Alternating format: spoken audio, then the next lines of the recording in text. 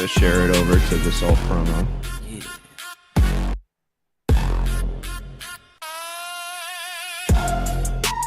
The self promo.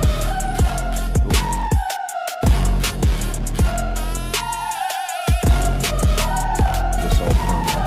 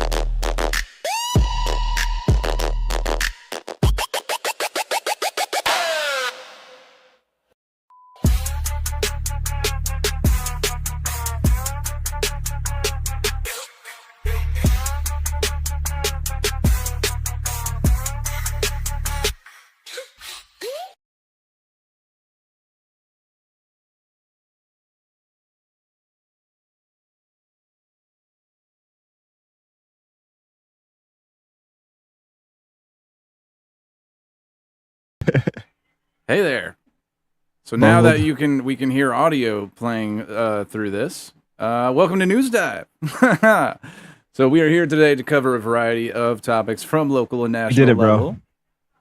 We did it. We did it. We fucking. I definitely did. I meant to keep that, on mute. Don't worry about it. Don't worry about that, folks. It's all fine. I meant to do that. So, in addition to live streams, would be a stream if it wasn't a little scuffed. Both KFTS and locally sourced do other forms of content, including event coverage, interviews, video essays, mini docs, and exposés. So if you want to see more from us, don't forget to subscribe and smash the like button right now. That's my spiel. Do it to him. It's good stuff. So yeah, hit that fucking like button, share that stuff, and yeah. So yeah, how are you doing today, sir? I'm all right. Yeah, a little fucking toasty out, eh?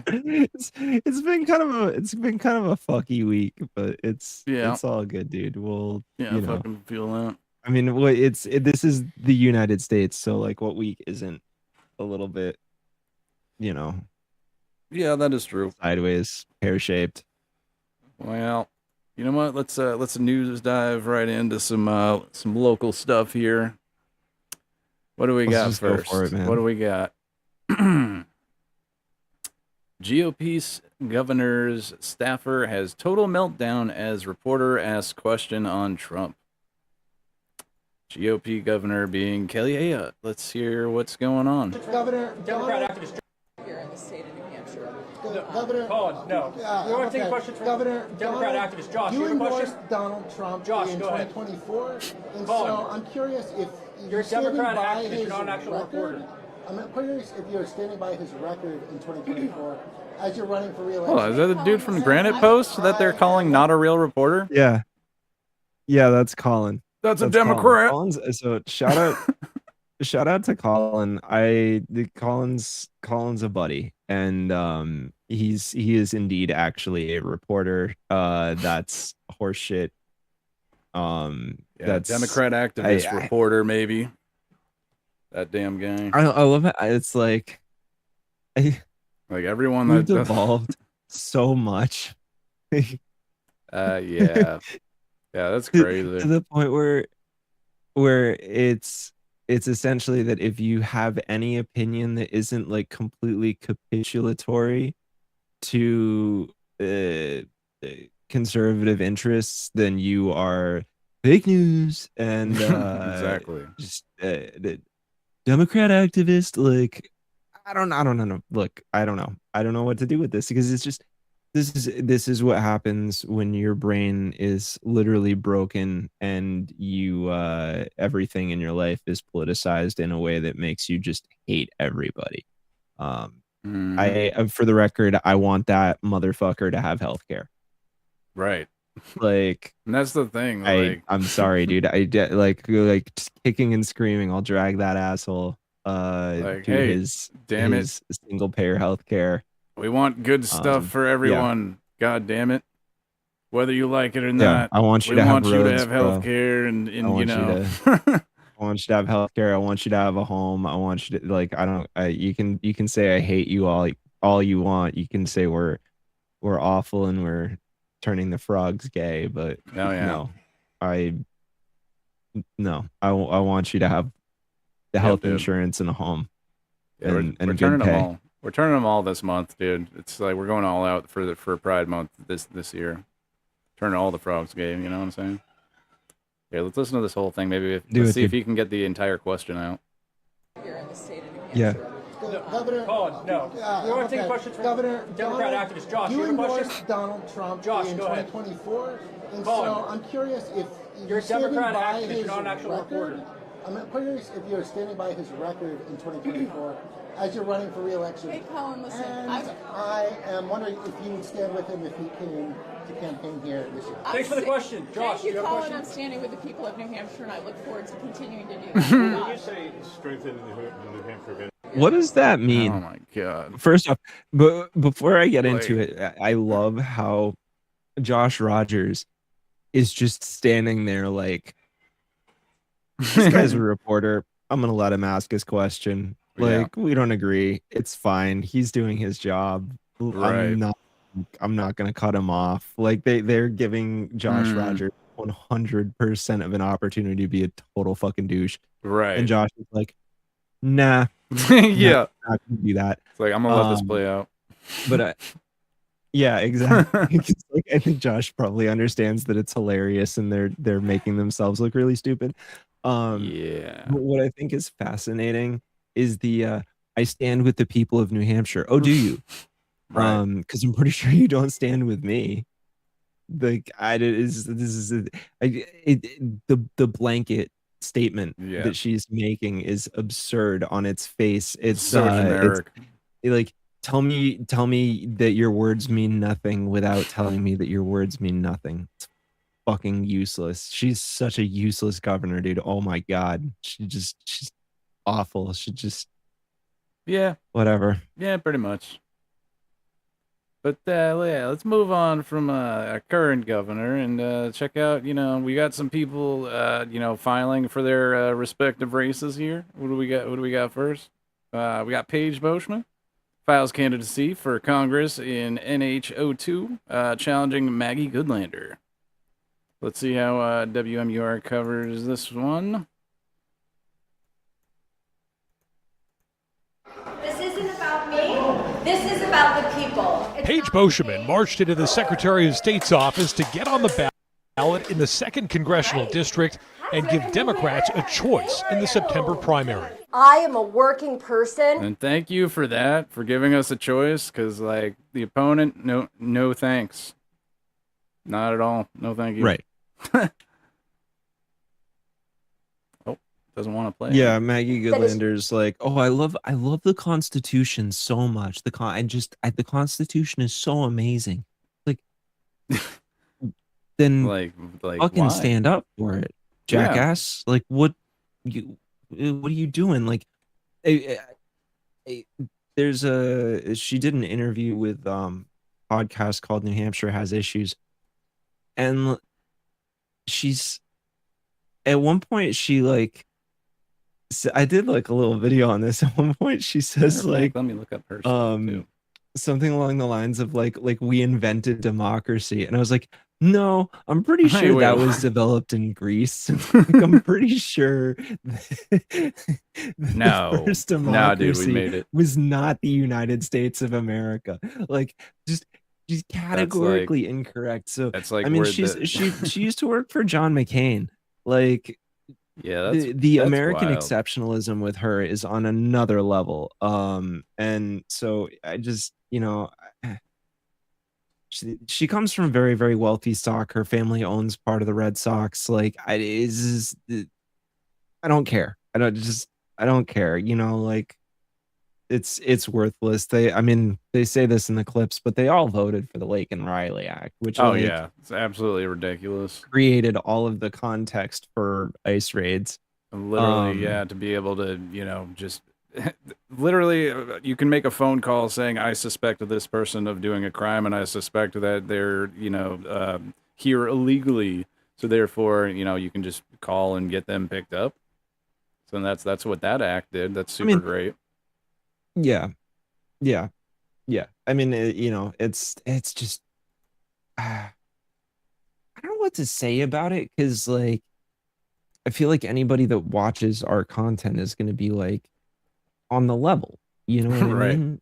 They're going to get it. They're going to be like, basically understanding of the fact that this is totally incongruous with just the reality of lived experience for a lot of people. But it's, the state is like over 90% white. I can't remember the exact breakdown, but it's high. And it's the scary brown people coming after you. Oh yeah, totally. Trying to get a working person to Washington, because working people deserve representation. Only 2% of Congress are working people. And if we want things to change, we're the ones that are going to do it. Boschman is mounting a And by working people, I'm assuming she means people that aren't just career politicians. Like, you know, actual, like, you know, More on that blue-collar. later. progressive challenge against sitting Congresswoman Maggie Goodlander. She was one of about 46 other Democrats in U.S. Congress who voted for the Lake and Riley Act. The Lake and Riley Act is the act that required detention of immigrants and took away due process. She also takes lots of Israel-aligned donations. Boschman, who already serves as a state rep, faces a steep uphill battle, but says she just needs the chance to connect with more voters. When you get me in front of people, my authenticity comes through so strongly. In Concord, Adam Sexton, WMUR News 9. Yeah, no, it's true. She is definitely just a regular person. Yeah. I've literally like met the first Yeah, time it is true. I met her. She was out at a protest, and she was just like, "Oh, hey, hi, how's it going?" You know, just like, yeah, wasn't trying to like, you know, spit talking points at me or anything. Just, you know what I mean? Like actual like No, just working Paige is class super person. chill. But yeah, She was, you know, like I had her on for a pretty long interview. Like I've appeared with her a couple different times on different like streams and stuff like that. And she's really like This is true. she's really locked in. She understands the issue. She understands the problems. There you go, right there. right there. Go check it out on but- Locally Sourced. Yeah, dude, do it. It's I hit up all the, you know, the greatest hits of progressive candidates, sort of like the there's a, you know, no shade. I would absolutely be more than happy to talk to people like Sarah Chudzinski or Carly Berryon. Shit, I mean, if Christian Arusha wants to come on and talk to me, he's more than welcome to do it. But I would probably be asking him questions that he doesn't necessarily want to be asked. So Right. that'll happen. Yeah. So He would have to live with that. I mean, I think politicians maybe don't like that. And I actually, to be fair, I deliberately tried to ask Paige and Heath and Karishma all questions that would sort of push their boundaries a little bit. Like that's the whole fucking point, right? You know, I remember asking Karishma, I was like, hey, like, you know, look, like Bernie Sanders voted to confirm Marco Rubio, yeah. and Marco Rubio is spearheading the effort to invade Cuba. Yeah. So how do you feel about that? And she, you know, it's like, look, like I think it's important to ask these people these kinds of questions. Like it's not, I'm not doing it as gotcha, you know what I mean? But it matters. This stuff Right. matters. You know, it's like Yeah, we know like you like you a know. lot of his policies, but like what, like, do you agree on everything, or is there some delineation that you want to throw in there when it comes to certain things? Basically, yeah. right. I mean, it's and like, dude, it's just because you disagree with Bernie on something doesn't mean that you're not going to catch his endorsement. But the reality is that, and I think this is something that like they should all take note of, is that just because you're politically aligned with him for the most part, right, does not mean that you're going to cop his endorsement, right? Most of the time they like him and AOC and all these people, they will only endorse people that like actually have, like, from their perspective, a chance to win. Oh yeah, for sure. You know what I mean? And I fucking hate saying this, dude, because I support these candidates. Like I endorse them. But I don't know. If I'm being real, I don't know what their trajectory to getting through the primary is right now. You know what I mean? It's not to throw shade at them. It's that I don't necessarily feel that our organizing arm is comprehensive enough in the state to really compete. And then the other note that I think is really important, I swear to fucking God, everybody in New Hampshire needs to drill this deep, deep, deep, deep, deep into their fucking brains. The rest of the country, like outside of New England, doesn't even think people live in this state. Right. Like literally, like we are nothing. New Hampshire up is literally nothing. up Which is until the presidential tragic. voting, and then it's all like, oh, what's New Hampshire think? What's going on in New Hampshire? Exactly. But the thing is, it's like, dude, you want to fucking talk about like the 4 pages in the NDAA where we logged to Israel, basically. We're Oh, just yeah, like, yeah. oh yeah, here's all of our fucking intelligence. Look, like Gene Shaheen sits as a ranking member on the Armed Services Committee, Hmm. as well as the Appropriations and Foreign Relations Committees. It's not a fucking trifecta. I don't know what is. That's like a power nexus. Like, Right. and her and Maggie Hassan vote in the number 2 and number 3 slots under John Fetterman. So I think it's sort of like this really fucked up sleight of hand that the delegation will pull, because we send the most like some of the most conservative Democrats Yep. to Washington. And I genuinely wish that the rest of the country would kind of hone in on New Hampshire a little bit more, because it's like I think the voters here are very, very just frustrated and disillusioned with these people. But a lot of folks in the state understand that there's not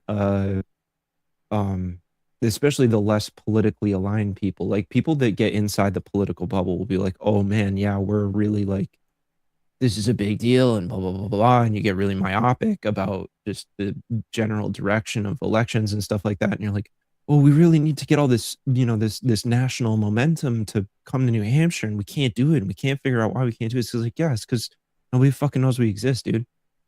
Right. And because nobody's literate on the degree to which the delegation that comes out of New Hampshire perpetuates some of the worst fucking policy that you could possibly imagine, like the neoliberal, neoconservative horseshoe that is just a fucking Ouroboros, is like, we exemplify it.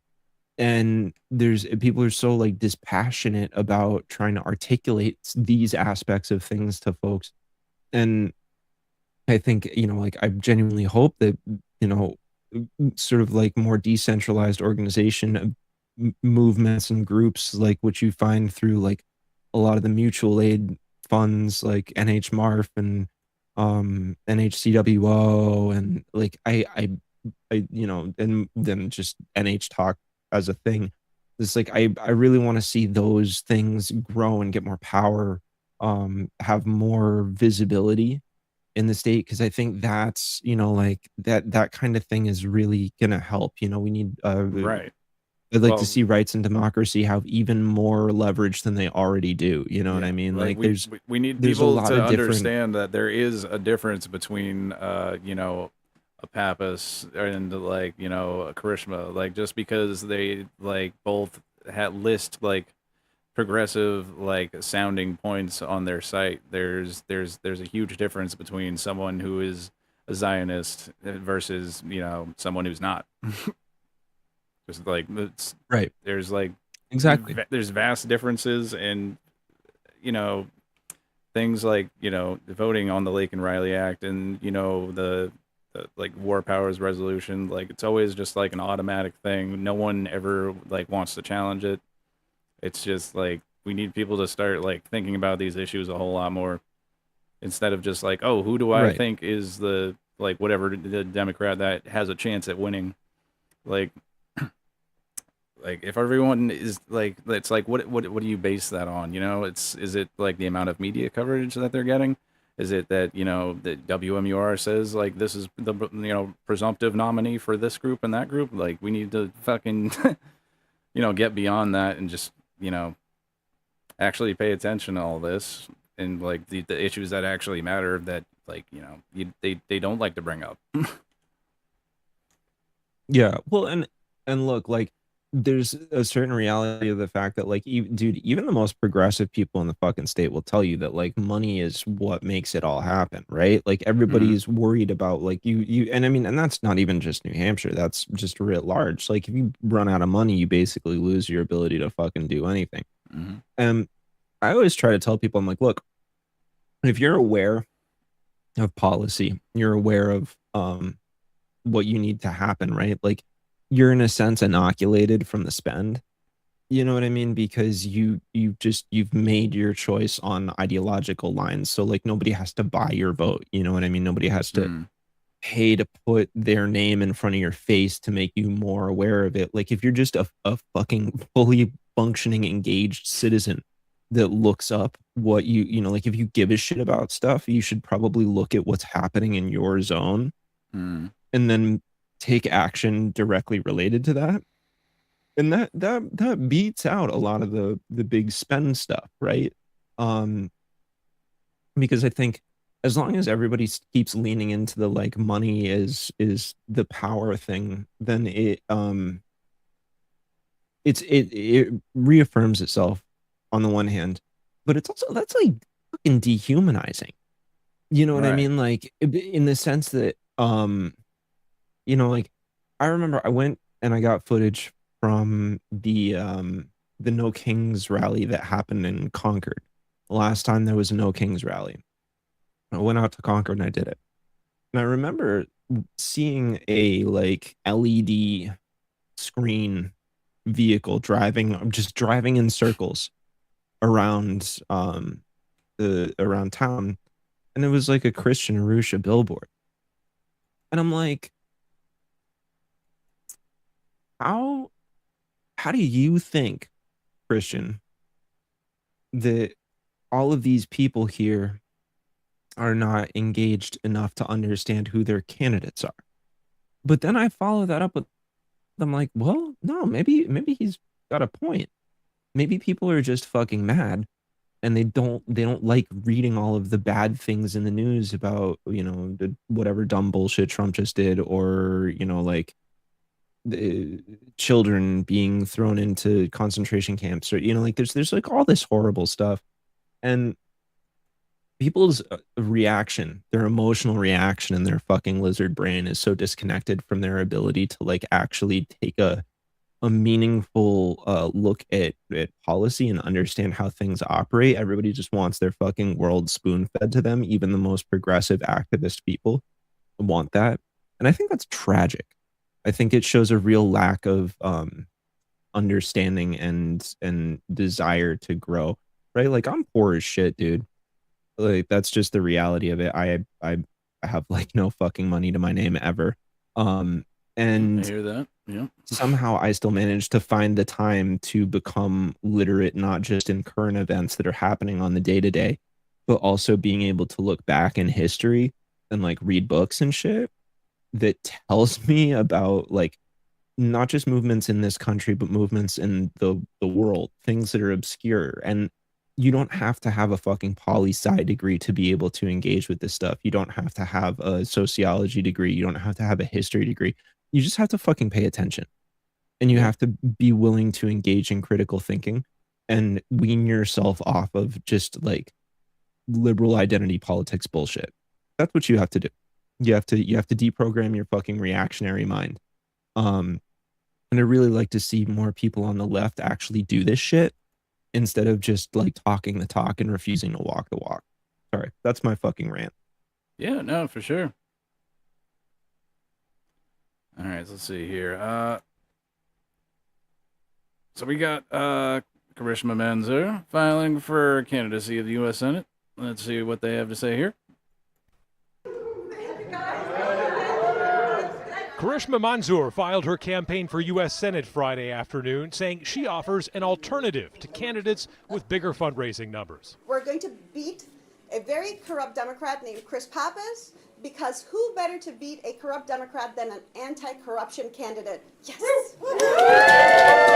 And then we're going to go to November, and whoever wins from the Republican side, Whether it's Sununu or Brown, both of them are corrupt, and we're going to beat them. Mansour, who trails Chris Pappas in the Democratic primary polls by a significant margin, draws a contrast on immigration. He voted for the Lake and Riley Act. Lake and Riley Act is the reason ICE has been empowered. Right now, thousands of people are being detained in ICE detention centers. Even children are being detained without due process. As a progressive candidate, Karishma Mansour's campaign is focused heavily on opposition to Israel and its military actions in the Middle East. We need a foreign policy where we are a foreign policy based on national security. Well, it's partially focused on that, but I wouldn't say it's like heavily focused, as in it's the only thing that she's talking about. So that's kind of feels a little inaccurate. Well, yeah, there. but that's the story that they like. The WMUR wants to shove in your face, right? Right. So they and Like, oh, she WMUR hates is Israel. they're disinvested in pushing Karishma Mansour as a viable candidate. So the easiest way to do that is to basically say, like, look, she only talks about foreign policy. All she cares Right. about is what's happening anywhere but New Hampshire, Yeah, which well, is she is going to the categorically U.S. false, Senate, and I would right? encourage. Yeah, I mean, which has a lot to do with foreign policy, fucking mind you. And so there's a weird disconnect there. Right. But I mean, I would encourage people to go. Like, I talked to Karishma for like an hour plus. Yeah. We talked about a lot of things that had absolutely nothing to do with foreign policy. We did get to foreign policy after a certain point. She and I discussed that at length, but she gives a shit about a lot of things other than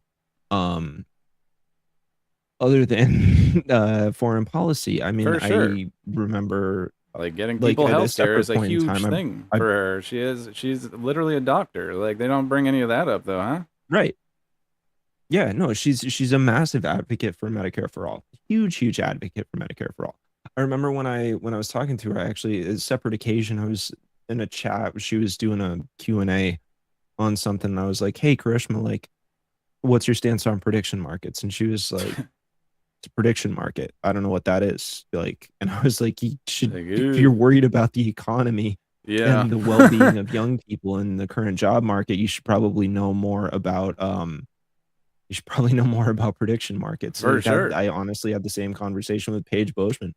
And I mean, the moment I sort of like exposed them to it, they were like, "Oh yeah, this is super fucked up. Like, this is a huge fucking problem." And I was like, "Yeah, this shit matters. This is why antitrust needs to be a huge portion of your platform, right? If you're an anti-corruption candidate, and then antitrust is your vehicle to get there. So talk about that. For You know what I sure. mean? Like, you can like, you have Lena Khan to lean on, dude. Like, you know, Yeah. like Lena Khan was like one of the most celebrated appointees that we've ever had. Literally, like Trump even just talked the about extent like to which she possibly fought keeping for her people. on because she was so popular. Like that, Right. that does not happen. That just does not happen.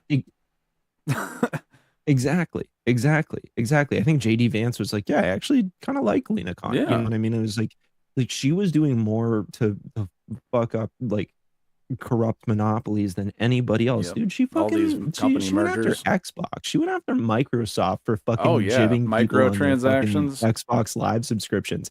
Yeah. Yep. She went after MTX. She's like, Lena Khan was fucking goated.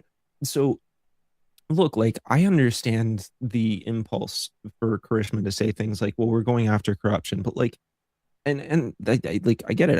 I'm not disparaging this at all. I personally would like to see a little bit more like specificity in the way she's articulating what she means by corruption, because Right.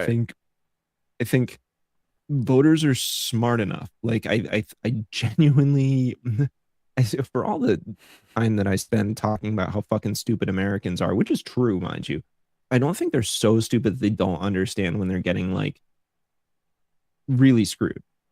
You know what I Yeah. mean? Like, I Yeah, think for people sure. understand that when it hits their wallets. You know what I mean? If you're ravaging what people pay every single day on just any given thing, I think they probably are conscious enough to be able to understand it. Now, I mean, obviously, if you're like, you know, just like super evangelical pilled and like everything is God's will, okay, this is probably a certain amount of lost cause there. But I don't know. There's a break on this, and I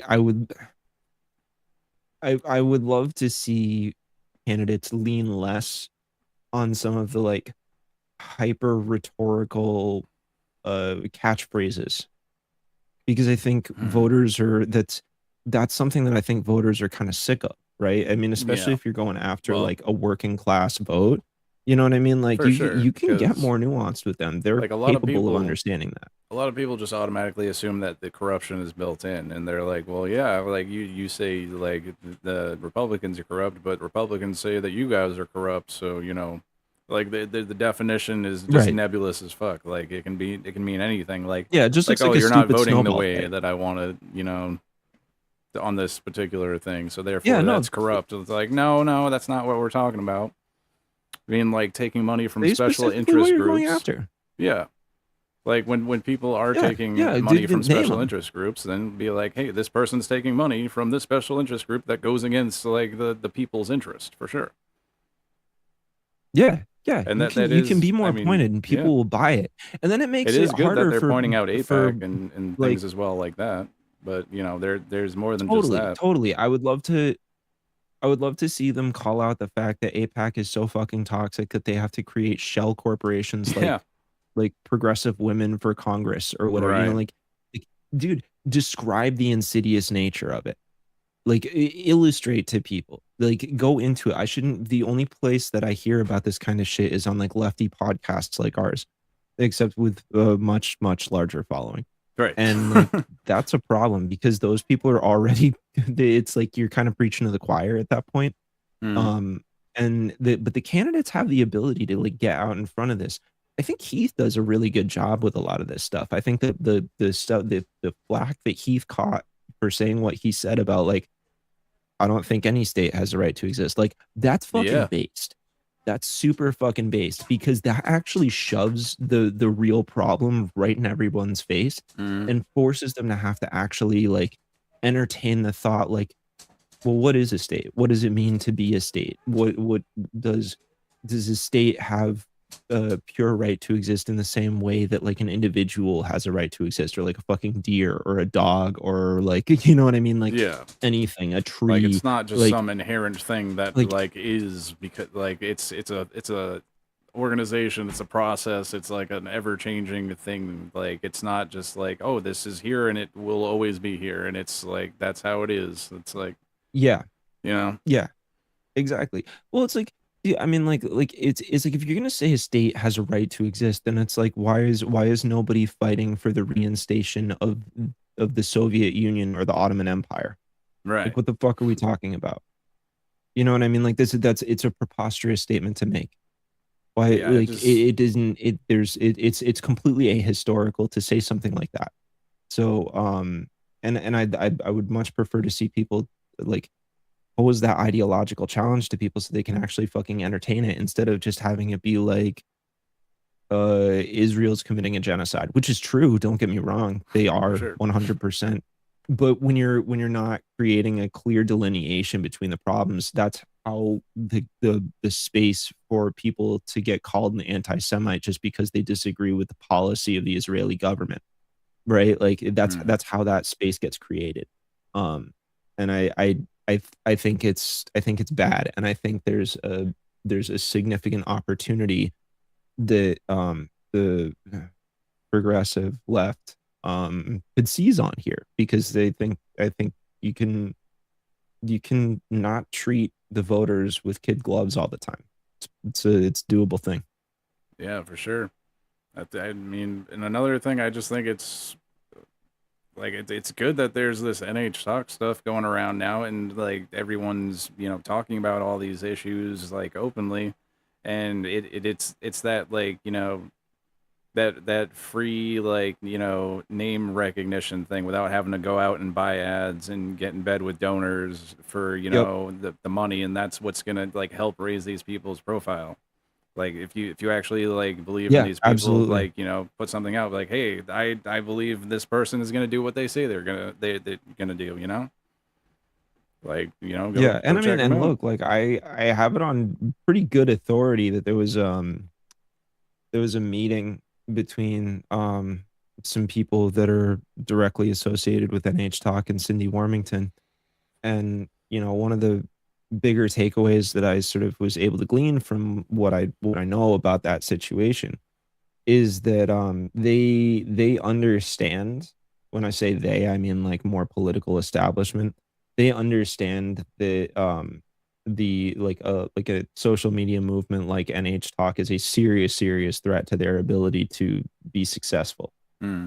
If they don't actually come to the table and work with the people that are doing this sort of content online, especially at a time when everything is so atomized and it's so difficult to do door knocking in New Hampshire because you have to spend like with gas prices being what they are Yeah. right now and the distance between homes, like to send like the amount of money that you as a campaign need to have, never mind fucking putting up road signs, the amount of money that you need to have to send people to travel from door to door to knock on constituents voters houses and still but make a pitch, Well, I gotta say which is also, far and away the most successful method of campaigning. You know what I mean? Like this is for this is sure. what you've got.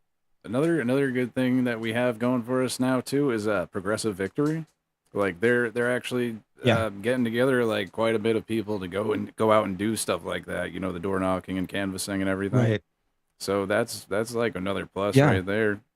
It's not like at this point we're Yeah. not just like sitting here like yelling into the void anymore. Like there's actually like a movement Right. of like younger people out there being like, "Hey, there's a better way, guys. Hey, there's a better way. You can vote for somebody that Yep. actually like feels the way that you do about these different policies and wants to implement things that actually help their constituents instead of just be like, well, I support LGBTQ plus rights, and I support, I want to get you guys a little more health care. I want to get like 50,000 more people health care. Just a few of you guys I want to do a little bit for. It's like that instead of just trying to universalize their approach to like everybody. Right. Right. Well, and I mean, and then DSA just keeps growing too. You know Oh what I yeah. mean? Like I know that there have been a lot of new people joining the Southern New Hampshire DSA, which is probably, like there's the North Country DSA. I can't remember their exact name off the top of my head. I think it's Southern But New Hampshire. they sort of cross boundaries with Vermont as well. Hmm. And so they kind of cover like the North Country and parts of Vermont. And I know that their membership is growing as well. And the DSA slate is just fantastic most of the time. You know what I mean? And it is I don't want people to think that like somehow everybody within the left agrees with each other. We disagree quite a bit. That's kind of the super on brand for leftists Yeah. to not agree with each other. There's caucuses within the DSA that vehemently disagree with each other over things. It's like they will literally say that we're a big tent. You know what I mean? Right.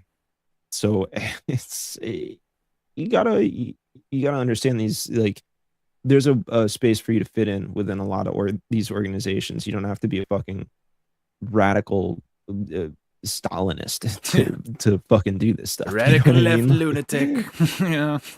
Yeah. Like Yeah. and it's So lot anyways, of, I'm not don't mean to derail this whole thing, but no, it's all related. That's it's pretty important stuff to point out. I think. But let's go Yeah. back a couple seconds, finish this up.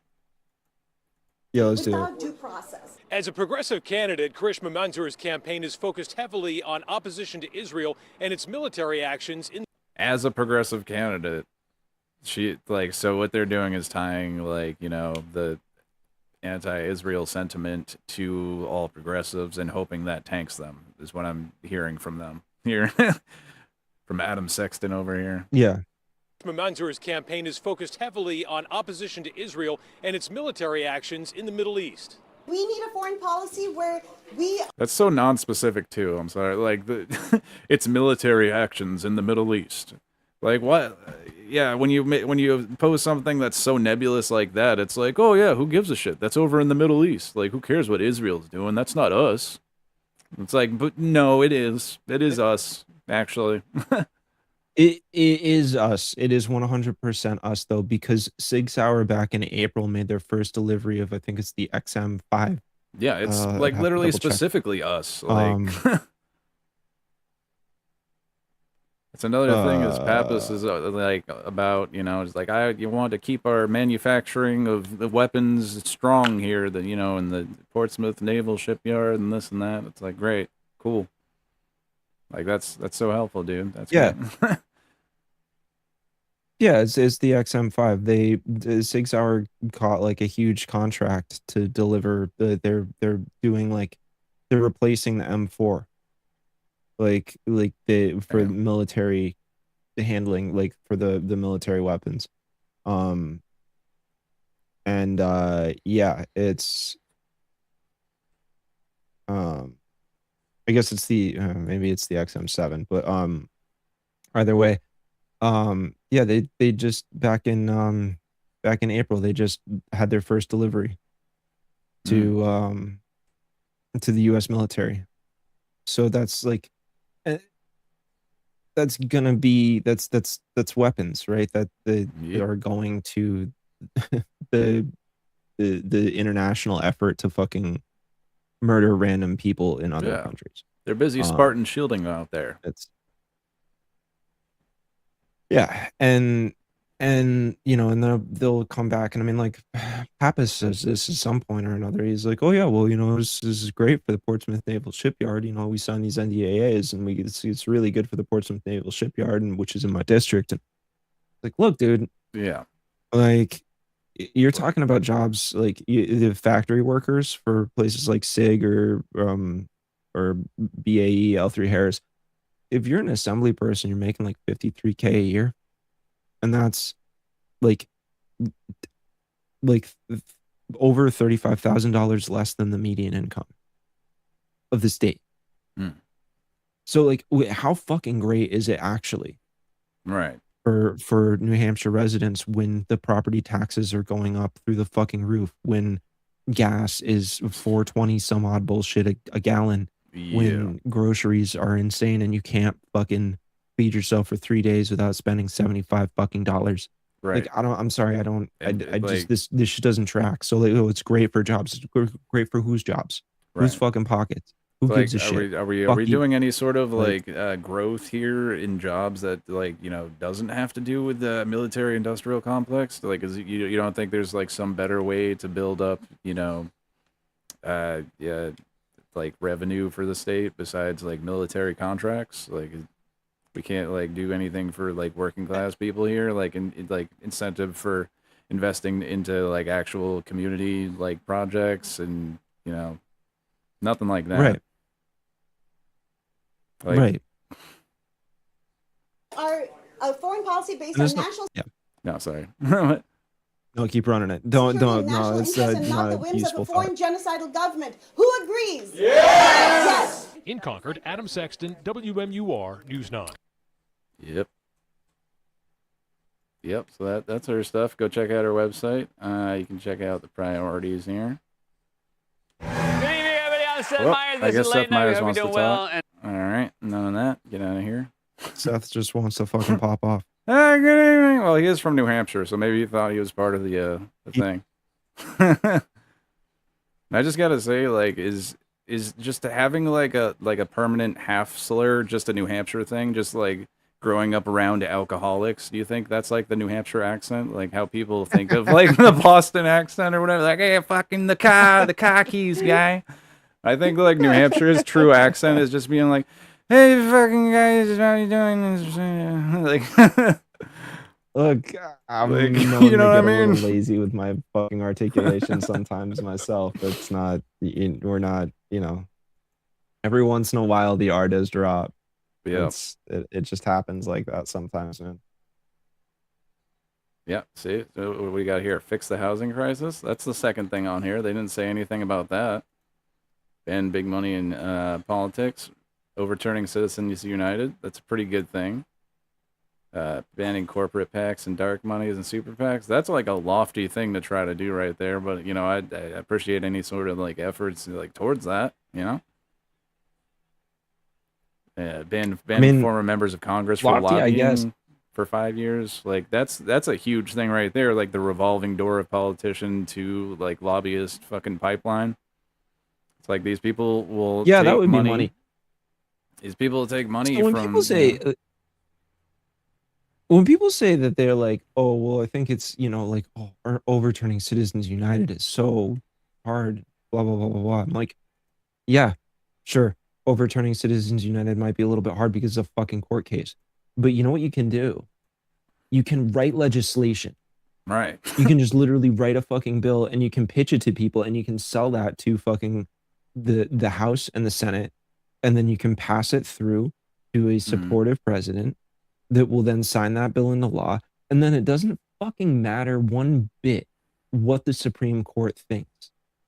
Like, they can be the most conservative Supreme Court in the whole fucking world, and if you actually write that legislation so clear as day that there's no room for them to interpret it in any way other than this is fucking illegal, you can't fucking do this. You don't make it, you don't fill it up with like weird fungible legalese. It makes it possible for some jackass judge to misinterpret the language. If you just be really, really clear, then it's a wrap, dude. Yeah. That's just what it is. You can't, there used to be a time in this country where people were like, yeah, we should be like reassessing like state constitutions. We should be reassessing constitutional values. That's what the fucking amendments are. Right. They amended the fucking Constitution because they realized yeah. the Constitution itself did not go far enough. Well, that's So, the thing. like- It's supposed to be like the founders intended it as a living, breathing document. I believe that's the way it's like put. Like a lot of the times, like so what? Right. Like why all of a Right. sudden have we turned this into So- like the holy Constitution? Like it's not a religious text. We're not here to fucking like not negotiate on expanding like freedoms and like protections for the citizens. Like what? Like there's. Like it's not supposed to just be like, all right, that's it, we're done, no more rights, no more like less, no anything, like we're done. It's like it's a wrap. We'll just follow this. Well, and this is the kind of thing that leads to dumb fucks like Dave Rubin being like, the law doesn't protect you. Oh my god, that was yeah, Right? yeah. Like, Well, the law isn't there the to protect dumbest you. man on the fucking internet. Oh my god. saying laws don't protect you. It's like, well, that's exactly what that they is- do. they actually It's do, literally like- precisely what they do. Like if you're not given a protection, then you don't have it. Like that's the thing. Like if it's not specifically there, then you are fucked, Like what do you mean? Right. This is exactly why, dude, people will get super bent out of shape when I point out that healthcare is not a human right in the United States. And they'll be like, well, but the Like, oh, you can just go into an ER. I'm like, yeah, with what fucking army is the UN enforcing that? Yeah. Explain that to me. With what monopoly of force are they able to go to a sovereign nation, which they say they need to be respecting on its face anyways? And with what authority do they go to these countries and say, no, you're in breach of international law and like you will be punished? With what fucking punishment? Right. Does that mean that the UN is able to prescribe every single member nation to sanction the absolute bejesus out of the country that refuses to provide healthcare for its populace because it's in breach of a human right? Like, what are we fucking talking? There's literally there's literally no Netanyahu's been context found of- liable for war crimes. Like I don't see them busting down the fucking Dude's door to still his walking house. Fucking Yeah. he's free to travel to most countries in the world and just not face consequences. No, based purely off of material action, Israel should not be able to trade or like engage with any nation on the planet. They should not be allowed. Like no Israeli should be allowed to like enter into any other country on the planet based off of what they do. Yeah, and it's But, insane. We have literally there's- anti-BDS there- laws here there's- where you have to buy products from Israel, or else you're like There's you're in states breach where of if you like want to fucking contracts. mow the grass on a median in a fucking on a highway, you need to take a pledge that you'll never say anything bad about Israel. That's how fucking stupid we are. Yeah, it's like So miss me with that bullshit. insane. Let's see here. What do we got next? We got Pappas here. Let's see what the coverage of him is like. He's making the U.S. Senate campaign official. I mean, he's already there, so I mean, I think we were all gonna assume that he was gonna run. So. The biggest crowd of the candidate filing period so far cheered on Chris Pappas as he arrived at the Secretary of State's office. But why though? What has he done? To sign and hand over his campaign paperwork and officially become a candidate for U.S. Senate. People are feeling ignored by Washington, D.C. right now. They think this administration is totally out of touch. They know that too many members of the House and Senate are captive to corporate special interests. They want someone who's going to be working for them. And we got to put some wins on the board for working people and middle-class families in New Hampshire. While New Hampshire expected to have a Bro, national... that's so rich. What the fuck? What the absolute fuck? What kind of weird ass platitude is coming out of his fucking mouth? Brother, you stood in front of an APAC like multi-print board saying like, yeah, we really support like our Israeli allies. And you know, like, dude, that is a foreign lobby that does not have to file with the FAIR Act. Like, what are you fucking doing, dude? Shut the fuck up. Right. We hate big money over here. Dissonance it takes to fucking stand up there and say that. Like insane. Two people straight faced and be like that is like the Kool-Aid that one must drink in order to do that and be like, yep, I'm in the right. Like what do you do, man? What are we doing here? That's a fucking Democrat. That's a good example of somebody just literally taking the popular talking points and like just regurgitating them without any sort of substance behind it whatsoever. Right. His actions do not line up in any way, shape, or form with any of the words that just came out of his mouth. No, not at all. I'm sorry. Like you can't like that is a complete denial of reality. This guy is a fucking joke. Yes, indeed. Watched Senate race this year, Pappas is now facing questions about the campaign drama in Maine and embattled Democratic candidate Graham Plattner. But why though? This has nothing to do with him. That's a Maine race. Like, what the fuck? Like, who fucking cares? You know why they're asking him about this? I'm so fucking tired of hearing about Graham Plattner's like weird sexting habits. Like dude, who gives a fuck about what some dude did consensually, like in his fucking 20s when they were dating people? Like why? Why does anyone give a fuck? Like, who cares? Move on. But you know why they're asking him about this is because they think he's the presumptive nominee. Guilty of sexual assault. Literally. Like, what are we talking about, dude? Like, yeah, and literally all I see now is MAGA accounts going like, "Whoa, this guy is a Nazi and a sex offender," and it's like, hold on, if that was the case, then you guys would be fucking cheering for him. Like, what are you talking about? Oh yeah, like what do you mean? Nazi's and sex offenders, right? That's cute. Like, that's yeah, adorable. I thought you guys were all about that. What do you mean? Like, it doesn't make any goddamn sense. Oh, what the fuck, dude? So stupid. But the reason that they're asking him about this is because they want to ask the person that they think has the most like chance of winning. So, you know, like, oh, this is your problem because this is another Democrat that's also in the Northeast that, you know, is in the news. So then we got to dogpile him. We got to fucking say he's bad. He's bad. That's like literally all the fucking Democrats are talking about right now. Bullshit. He's saying all this bullshit for the blue sky libs. Yeah. Like, I disavow. Like, okay, dude. Expected to have a nationally watched. Boring. Is that a Sununu back there? Senate race this year. Pappas is now facing like questions about I was the like, campaign wait a drama second. in Maine and embattled Democratic candidate Graham Plattner. The allegations that have come out, including last week in the reporting, it's deeply concerning. Like, what allegations? What allegations? Like, what the fuck are they even talking about? There's been zero allegations of actual wrongdoing. I just got to point that out there. Just like people are making it out like fucking this dude's out here like raping everybody. That's not even the accusation. It's fucking ridiculous. And he's got to answer some tough questions from the voters of Maine. And really, they're the only ones that can render a verdict on whether he's fit to serve in the U.S. Senate.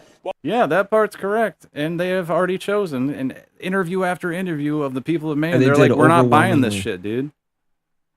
Like, we're not buying this stupid mainstream shit that they're trying to push. Like, no, he's bad. He's bad. Because he's gone around to every fucking, like, county in Maine, like, multiple times and met with people, and they just fucking talk like human beings. And like, what do you know? He's just a normal dude that wants better shit for his fucking state. God damn.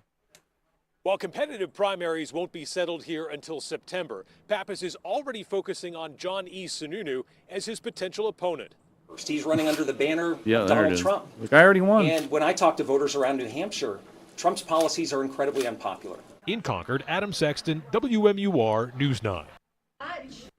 Yeah, just bringing it back to like, oh, I'm against Trump though. This Like, is- wow, you're so this special, is- dude. You're so fucking special. You're against Trump. Wow. Good evening, everybody on set. Dude, Seth Meyers really fucking wants to be on the but show this today. This is like he is dying to get on our fucking stream, dude. But I'm dead ass. Like, I gotta refresh this is the point that I get really fucking frustrated with media in New Hampshire is that they are. Oh, I fucking we goofed out there. Sorry, now I was trying to refresh real quick. Sorry, my bad. Oh no, you're cool. I just said a terrible word that I did not mean it within that context. Holy fuck. But I meant to say that with a P. Yeah. So the point is that in New Hampshire they have this really, really horrible habit of basically pretending that primaries don't exist. And like NHPR does this, WMUR does this, where they basically like it is primary season, motherfucker. We are in the middle of primary season, and you guys are talking about the general election. Yep. That creates the illusion for voters that there is not the winner of the primary is a foregone conclusion, which basically makes people think they're like, well, I guess I have to vote for Chris Pappas. No, right. You don't. Like, oh, well, you the one. Simply do not. I mean, by the same token, it's like you could you fucking please vote for Scott Brown. Be my guest. I think I would be very, very happy to see like a Scott Brown versus Karishma Manzoor race. That would be super fucking entertaining to me. I don't know how it would go, but it would certainly be a bit entertaining. Scott Brown's doing every single thing that he possibly can to court the sort of like right-wing libertarians in the state. You know, he's showing up to like pork fest events and shit like that. He's definitely trying to like curry favor with them pretty hard. Like, and are there that many voters in a lot of ways I feel like in this state? Say again? Are there that many voters that are into the like libertarians like in this state? Like yeah, dude, libertarianism is huge in this state, both on the left and the right. I mean, yeah, I see what you mean. Yeah, it's massive, and I think to that end, I think that Manzoor and Brown actually better represent sort of like the ideological underpinnings of a lot of the state, like where people are like actually at in their heads. But the thing is that everybody's been so convinced that that political viability is held in the sort of name branding. right. You know what I mean? It's how much did you spend? Well, Pappas' family Pappas' family owns the Puritan backroom, and so everybody in you know, like he's got all these Manchester connections, and John Sununu's been he's the son of John Sununu, and he's the brother of Chris Sununu, and there's like he's just whatever, It's right? just, you know, we'll get to that in a this minute. political dynasty shit needs to fucking stop. Like, we need to stop giving a shit so much about having business owners and like, you know, people that fucking run the state in other ways besides like, you know, through policy, like fucking get a chance to get in here. Like, we don't need to like lifelong politicians to just like keep getting in here and fucking do nothing but, you know, set up their you know, businesses to be better off. It's fucking ridiculous. Right. Oh my god. Yeah. So, anyways, let's get on to fucking news. I just gotta point this out here. New Hampshire U.S. Rep. Chris Pappas defended his support for National Defense Authorization Act that strips trans kid of military members of care in a statement to the Advocate. So this is another thing I just like to point out, you know, for you know, for all the like euphemisms and like, oh, I'm on everyone's side on the left or whatever. You know, I'm on. Nope. Nope. This is from Well, and this is a December good 13th. demonstration of like this is from 2024. Yeah. Right? So this is a good demonstration of how fucking gnat-brained people are. That they forget that this is an LGBTQ plus lawmaker who's part of a LGBTQ coalition, the Congressional Equality Caucus. Yeah. Basically saying like, no, but you know what? Fuck trans kids. Fuck the T part of the LGBTQ. Like, Exactly. yeah, this is awful. But His yeah, his he own was, caucus yeah. denounced the thing that he voted for. He is He's the a lone jackass. He's a fucking jackass. LGBTQ plus the representative in this vote here. He's the only one, so that's cool. Just, you know, sell out other people that are you know, in your community. We will say. But let's move on. Let's go see what we got. Another Sununu running for Senate, so that's good. More Sununu. Let's go. This is John E. Sununu. Let's. No fanfare, no problem. For John E. Sununu, filing a candidacy is nothing new. It's been a while. I'm a little nervous. Sununu last ran right? for the U.S. Senate as an incumbent in 2008. He lost that race to Senator Jean Shaheen. Now he's running to get his old seat back. Look, I'm not a career politician. Not a career politician. Oh no, I lost Carter. Oh no, come back. Hold up. Hold up. Wait. We're gonna go ahead and wait a sec while he comes back. Uno momento, folks.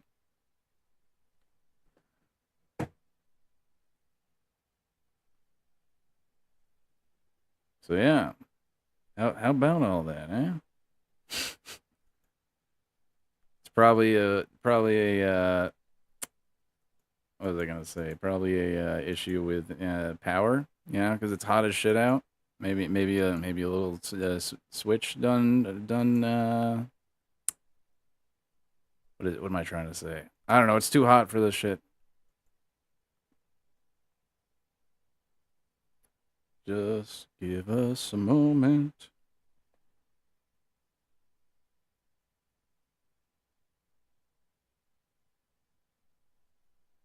All right. Hold on 1 second. Let me just wait till we get back. I'll be right back.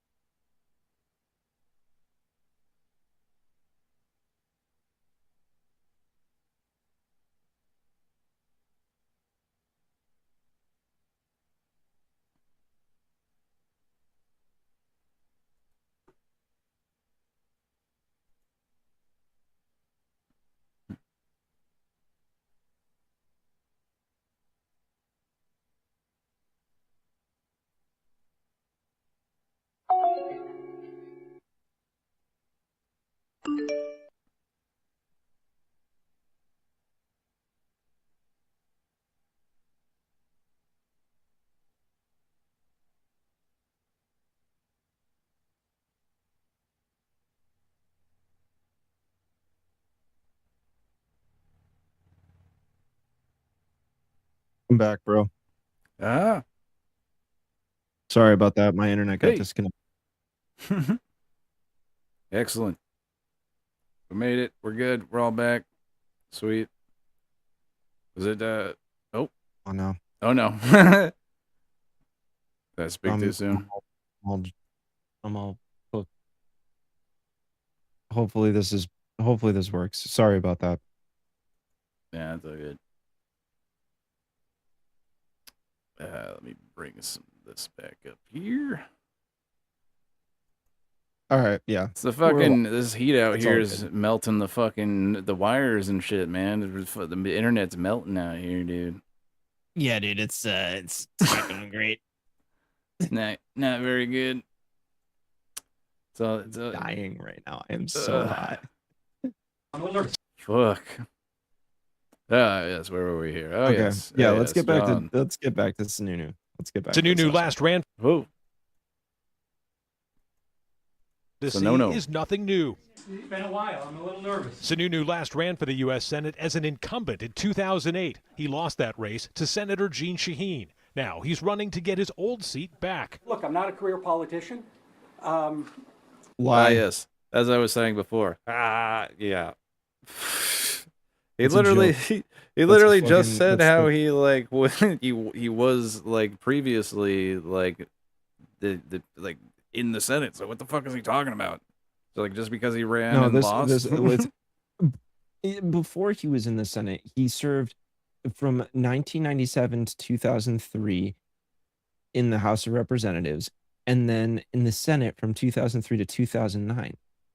So, I'm sorry, from 1997 to 2009, that means you spent over a decade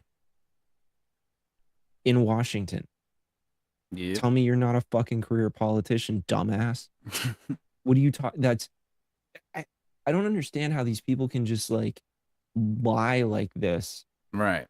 and just straight lie, and No call there's outs. no correction from Adam Sexton on this. Nope. None whatsoever. He's like, you know, Sununu says this, but and he even contradicts himself. Keep playing the fucking clip. Yeah. My focus is one thing and one thing only: stand up for the state of New Hampshire every single day. What's right for New Hampshire? Sununu is already meaning setting his what? sights on the likely Democratic nominee in November. Like, what does this guy think is right for New Hampshire? Like that? Are you gonna say that part or nah? Like, you know? What is it? What does that mean? Like, yeah. Like, huh? Chris Pappas. He has really lost touch with New Hampshire. When Nancy Pelosi was Speaker, he voted with her 222 out of 223 possible times. That's not New Hampshire.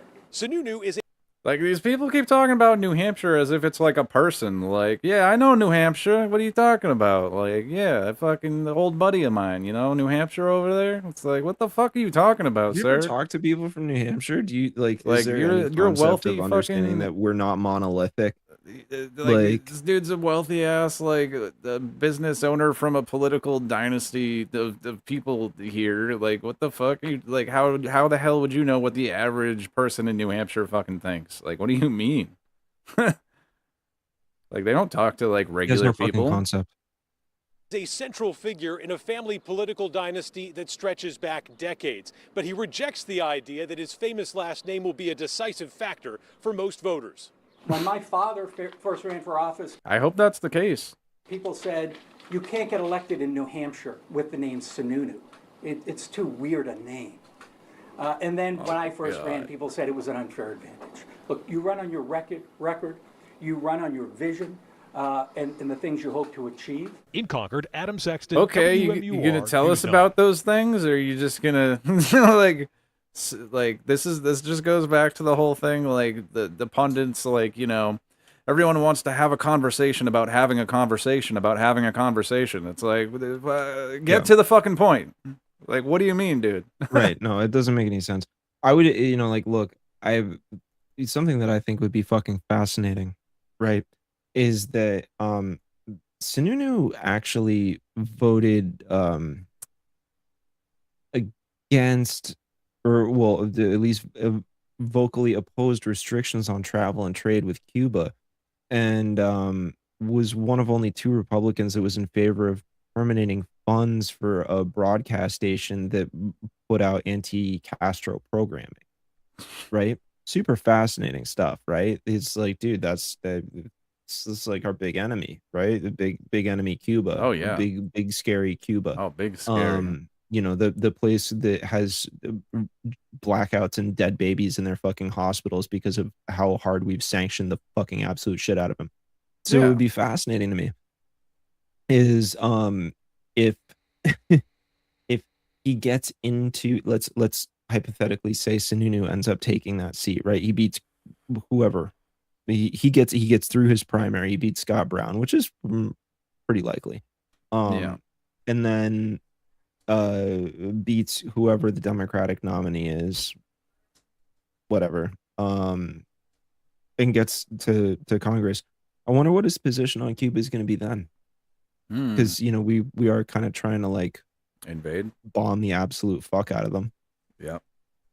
Trump specifically trying to just take it. He can take it at any time he wants. He thinks he's gonna have the great honor of taking it. So like Cuba, literally one of the most fucking based nations on the goddamn planet.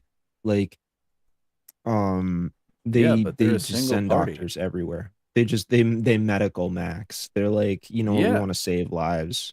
Yeah, Like, they fucking people go there to train as doctors because of their fucking like insanely good like healthcare programs that they do there. They send people to other countries while like people in Cuba are fucking dying because they can't get the medical supplies they need to like practice in their own fucking country. Like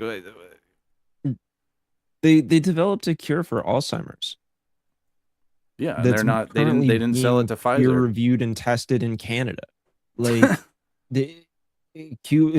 that's literally one of the most tragic fucking conditions that somebody could possibly develop, and they figure out a fucking cure for it. But yeah, let's bomb them. That's a great idea. It's a great fucking call. The massive if these medical powerhouse of wonderful care that the United States provides, and we still haven't been able to figure that shit out. But fucking lowly little Cuba managed to fucking come up with it. Just shut the fuck up, dude. And we're not gonna figure it out either because of the massive brain drain that's happening. Like no fucking scientists like want to come here to study and research in the U.S. when all the fucking grants are being cut off because like people are like defunded the NIH. Fucking, like they literally like they had these dumbasses go through like when Trump got in, fucking Elon and his boys going through and just control like whatever or whatever the fuck it is, like searching for terms. Like literally anything like that came up that said like diversity. And it's like, well, that word means more than just like, oh, DEI. Like that word is used in so many fucking different contexts that these people just fucking wholesale deleting programs. It's like that's fucking insane. And like no serious fucking scientific researcher wants to be in the US when like anything that they're doing, their study can just get the funding pulled because of like words that are necessary to use in them. It's insane. Right. Yeah. They'll be like running scripts like to like, find trans mice use of the word. Yeah, exactly. like fuck, inclusion. Like like you can't use the word inclusion. Like so you can't say we or including or like, something. Yes, like so you can't even say this was included in our research. Like without being fucking flagged and then having your research banned. It's fucking stupid, dude. Like the list of banned insane. words is moronic. Yeah. It's like, well, dude, once they figure out what to do with those transgenic mice, they're gonna be coming for the trans fats next. You know what I mean? I don't know, dude. I don't know, man. There's another little interesting tidbit about John E. Sununu here. I figured that'd be pertinent to share. This was from like 4 months ago. To commitment coverage tonight, and the U.S. Senate campaign of John E. Sununu is responding to questions. Wait, no, he didn't start his campaign until yesterday. What are you talking about? About the mention of the name John Sununu in the Epstein files. In a 2010 email to an associate of Bill Gates named Boris Nikolic, Epstein wrote, quote, John Sununu has good stories, unquote. It isn't clear who he's referring to, whether it's the former senator or his father, the former governor. The Sununu campaign is questioning even how the name John Sununu made it into Epstein's email, saying this, quote, this is a complete fabrication by someone proven to be a compulsive liar. Neither John nor his father ever met or communicated in any way with Boris Nikolic or Jeffrey Epstein. Right. Because they knew ahead of time, like, that in a couple years after Epstein, like, killed himself, that this would come up in the New Hampshire election. So they decided they were gonna, they wanted to do that to fuck over John Sununu's race, Right, naturally. That's exactly what happened, I think, He goes on to read, Jesus Christ. John believes Epstein was a despicable human being. Oh, thanks. That's cute. That's fun. Yeah. Like, what the fuck, dude? Like, Fucking get put my hat out on, of trying to here. wick some of the sweat off my head.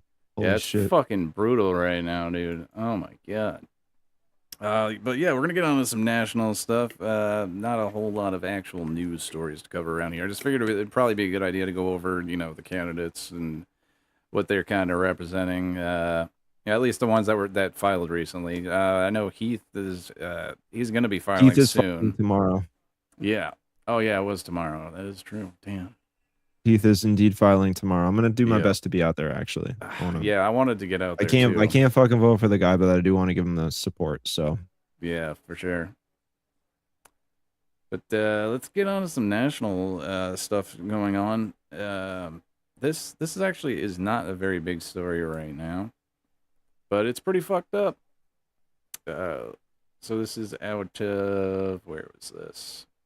Leesburg. Yeah, this is Georgia. Yeah, Lee County family says man armed with AR-15 style rifle racially targeted their gathering. And yeah, I want to say that's pretty accurate just so far from what I've seen, but let's just check this video out. A Lee County family is speaking out, recalling the terrifying moments when they say a man armed with an AR-style rifle opened fire on their family reunion. And thank you for joining us at 5 o'clock. I'm Greg Lloyd. And I'm Carla Heath Sands. Now, that shooting happened Sunday evening on Autumn Leaf Drive in Leesburg. The Lee County Sheriff's Office says Jeffrey Tyler Kinzer shot at partygoers after a verbal altercation occurred. No one in the family was reportedly injured, and Kinzer was shot after a family member returned fire. He was charged with aggravated assault. WAO. Just I'm gonna pause right there and say, do you think this would happen if it were like the the race swap where the the shoe was on the other foot here? Do you think that somebody doing a drive-by with a fucking like AR just at some like white family's gathering would receive aggravated assault charges, or do you think it would be attempted murder? Like the fuck? Like or something like more than like that's insane. Like assault, really? Like assault, firing a gun into a crowd of like a family fucking gathering in their own goddamn yard. Absolutely insane. no, that's that sounds like attempted murder to me. But what do I know? LB News 10's Mariah Norman sits down with a witness who says their family was racially targeted.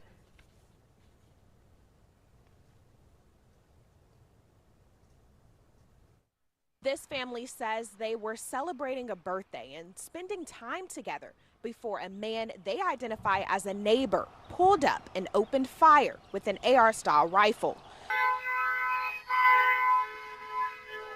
Witnesses say the family was gathered outside for a reunion Sunday night when a car drove by. A white man who witnesses say was Jeffrey Tyler Kinzer. So was that him sticking out of the car, or was that somebody else? Like, I wonder if that was the footage. Like, what the fuck? Well, they said it was an SUV. That looks like an SUV. And I see someone literally sitting outside of the window. So it had to have been more than just that one guy if that was the case. Witnesses say the family was gathered outside for a reunion Sunday night when a car drove by. A white man who witnesses say was Jeffrey Tyler Kinzer was inside the car yelling racial slurs at the group. When he's talking junk and he started yelling the N-word, he kept going, so we let him go.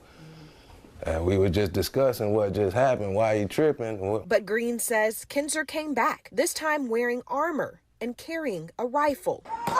Like, if that doesn't show fucking intent right there, then I don't know what does. Like, what? Fucking mind-blowing right there, dude. Like, are you fucking this is kidding what me? happens. This is what happens when you fucking empower like racists to like and this is you're talking about the South, so the big shock there. But yeah, this is exactly what you get when you just normalize racism against people who are like melanin in their skin. Yeah. I don't know what to say, man. It's really straightforward. People are people. I do not give a shit. But, you know, listen, what we had a color black you are. I president. don't give a Racism shit is what your over. All plumbing right. is like. Obama was president. Racism over. All right. That's what all these people want you to fucking think. I'm sorry. You're right. Yeah. All right. I totally fucking forgot. I totally forgot that we just ended racism in the fucking early 2000s by telling all the kids that we don't see color. Right. As if that wasn't just like, I understand the sentiment behind it because I was a kid during that period of time. And what I took that to mean was that we're all human beings. We're all people, right? What they meant saying I don't see color doesn't have anything to do with ignoring systemic racism. Right. No, what they meant when they say that you they should don't actually see be color. empowering anti-racist like movements. That's what that fucking means. But you know, that's the thing though. When Republicans say that they don't see color, is that what they mean by that is shut the fuck up about you being systemically discriminated against. So that's It means don't take down my Robert E. Lee statue. Yeah, exactly. Like, I don't see color now. Fucking keep let's put up the fucking 10 Commandments. Keep up all those Confederate statues that we erected over the last 100 years. You know, if that. Right. It's like, yeah, right. Which, by the way, Robert E. Lee himself said, don't fucking make statues of me. But, I thought we respected, the dead or whatever around these parts, especially, the religious right or whatever, but I guess not. No, why would we do something like that?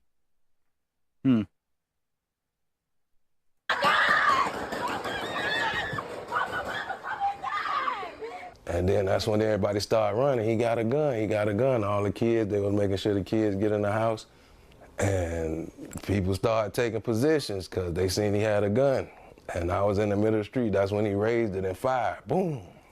And I grabbed my gun and started returning fire and moving with him. Green says he's a Marine veteran. He says he was willing to defend his family, including children and older adults who were present. And good for him, too. And I'm fucking... Yeah, goddamn right. It's fucking... with how fucking racist the South is, he's lucky he didn't get a fucking charge for the audacity of defending his fucking family.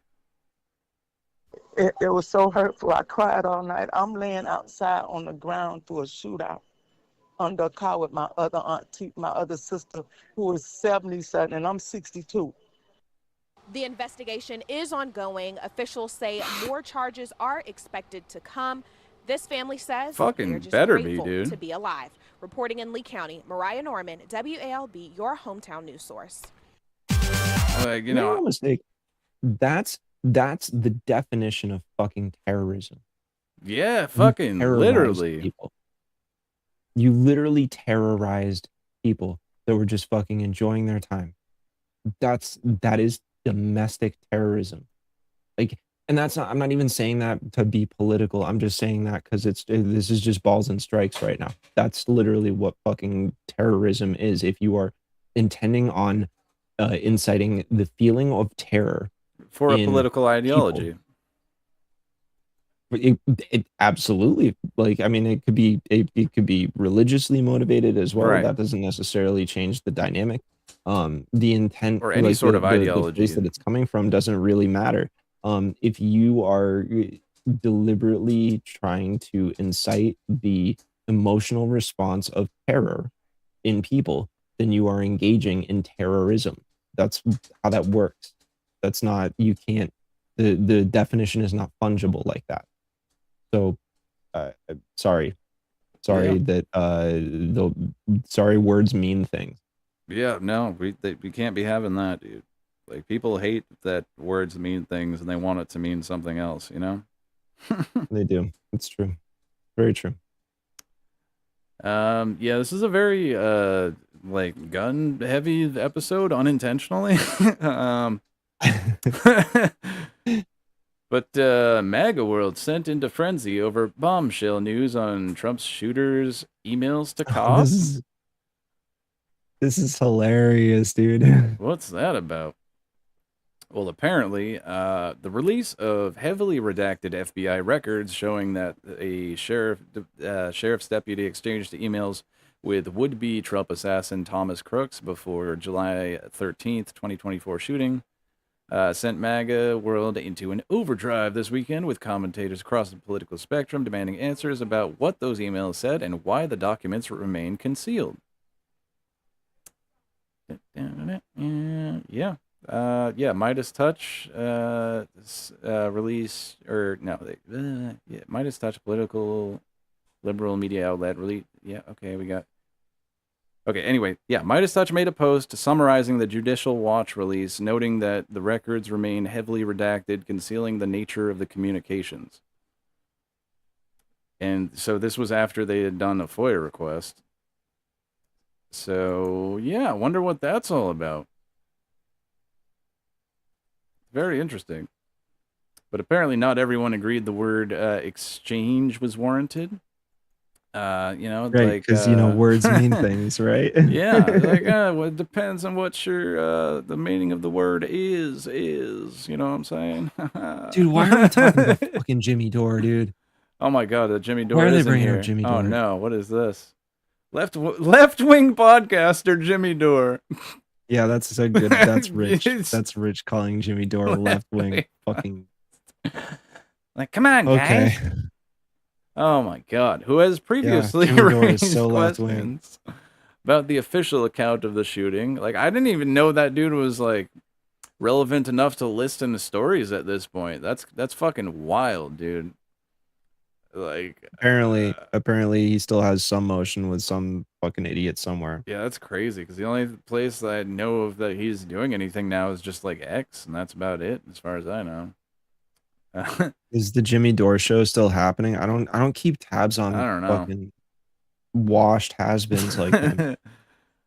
Yeah, that's fucking wild. So what does he have to say about this? Let's see, Jimmy Dore here. Use the records to revisit a string of unresolved details. So you're telling me that there's some nefarious stuff surrounding the supposed assassination attempt of Trump? He wrote. You mean the one where the cops admitted to seeing him 3 times in a restricted area with a scope and a backpack and yet never did anything? The one where a bunch of people in the crowd saw the shooter on the roof, but no cops or Secret Service officers and sheriff deputies or state troopers saw him? Well, no. I mean, there was people in the crowd that were pointing that dude out. I specifically remember that. But the cops were not being very quick about it. Shane So useful. Cashman, a journalist, offered the most pointed response, cataloging the same unanswered questions in a sardonic thread while warning against the leap to conspiracy. There's literally nothing weird about Thomas Matthew Crooks emailing a deputy from Butler, Pennsylvania before the assassination attempt, he wrote. Wait, what? There's nothing weird about that? Wait, what? What? By the way, I thought this said MAGA world. This said MAGA world sent in a frenzy? So then why the fuck are they having Jimmy Dore on here unless they're conceding that he is in fact in the MAGA sphere? Jimmy Like, Dore what the is fuck? sort of bro? weirdly MAGA adjacent at this point. He He's really like a is. That's what fucking I'm MAGA saying. leftist. Like, hold on. So why are they calling him left wing on here when the whole point of the story is to go over what the fucking MAGA world is saying about? Like, that's crazy. That's crazy. Yeah, Jimmy Dore's a fucking idiot. But like, apparently there's literally nothing weird. Nothing is there more than that, or is that the whole quote? Let's see. This is like when people say the CIA was overshadowing Oswald before he alone shot JFK. Well, dude, bad example, bro. Bad example. Yeah. Yeah. Like the number one like conspiracy that 99% of people like believe. Like, I don't know, dude. I don't know. Yeah, like, Oswald acted alone. I wouldn't be pointing at the JFK assassination as you're out, dude. That's crazy. Like, what the fuck? Holy shit. Damn, that is Oh, man, I'm fucking redacted dead. AF, man. It is indeed redacted AF. They didn't even do the decency of like putting it in a PDF document like they did with the Epstein files so that you could just like highlight and unredact it. Like, how rude. No, they actually redacted it this time. Right? That was such a fucking. That was so cringe. Was Like, so what the fuck, dude? On Wednesday, July 17th, 2024, Special Agent bleep, telephonically interviewed bleep, telephone number bleep, email address bleep, work address bleep. After being advised the identity of the interviewing agent and the nature of the interview, blank provided the following. Bleep advised she bleep Thomas Crooks in the bleep was a bleep, therefore bleep with Crooks. Like, what the fuck, dude? What is I'm pretty this? sure that's a lot of really important information that just got fucking ganked from the whole. Like, holy, like Yeah. honestly, all we have That's is like prepositions to go on and like, what is this? What is that? In the wasn't, therefore with Crooks. Like, all right, thanks for the info. That's real freedom of information for you right there. Blank advised she did not recognize Crooks when everything was on the news over the weekend, but on Sunday night, a New York Times reporter emailed her asking her questions. Blank advised she checked her emails and records and only had 2 email communications from Crooks, and both emails were in regard to bleep. Bleep advised that she did not have any personal interaction. Well, you know, hold on. Why is there a communication? 2 email communications. Now that could mean that, you know, they received 2 emails from him, or that could mean that they responded back to him twice. See, like, words fucking matter here, right? Yeah. See, this is the thing, is that like I don't know, I get kind of frustrated because I'm like, yeah, sure, big fucking bombshell. Like, with this much redaction, you really have Like, no there's idea nothing. what the. Yeah, it's kind of not a whole lot there. So I mean, like, look, if it's. I mean, like, I also don't even believe that has it's causing some sort of rift in the MAGA world Yeah, either, hell right? no. Like, I don't. It's not doing shit. So in a lot of ways, this is kind of a nothing burger, and it's pretty on brand for like a liberal network like Midas Touch to be making a mountain out of a molehill like this. Right. You know, it's like, it's a waste of time, dude. I mean, either show us the unredacted version or don't, you know, like, you can blank out the name of the special agent in case they're under like still doing work, but like, if you're not going to be willing to divulge the discussion, like the topics that were being discussed, for sure, then like, what, like, all it does is sow doubt in people's minds. So like, this promotes conspiracy brain, literally, yeah, which is awful for us. It's like, what are people so, like, a lot of to times when I see yeah, it's like, anytime I see stuff like this where it's like, oh, there's so much left to the imagination, there's so much left to speculate on, it's like, then there's no fucking point in thinking about it, dude. Right. Like, until you have actual material evidence to work off of, until this gets unredacted to a point where we are able to find real information that points in a specific direction one way or another, it's useless. It's fucking useless. Yep. Like, unless, and like, I think it's just like, this is that there was emails, like, well, there you go. That's like that's a half a fucking sentence post, and that's it. Like, no need to do fucking articles and go over and all that shit. It's like, and also the fact people are saying like, oh, that doesn't mean anything. That's not weird. Like, no, that is weird. Are you trying to make this a bigger thing? Like, what do you mean? It's super weird, dude. It's super fucking weird.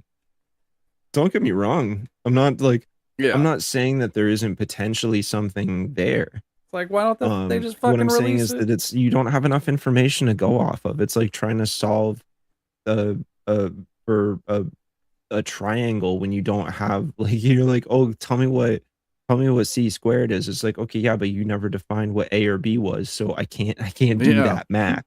All you've given me is an abstract. Like, I can't complete the theorem. Like, all I have is the theorem itself, which means that, you know, yeah, I can project that there is probably something fucky going on here, but that's about all I can do until you actually give me the numbers so that I can figure out how big the fucking triangle is and whether it's you know, gonna like break my house, or if it's just like, you know, a tiny little little speed square for a fucking drafting desk. It makes no sense. It's just useless. Yes. Yep. Pretty much. Here's a little quick fun fact here. U.S. accepts only white refugees for a 6th consecutive month.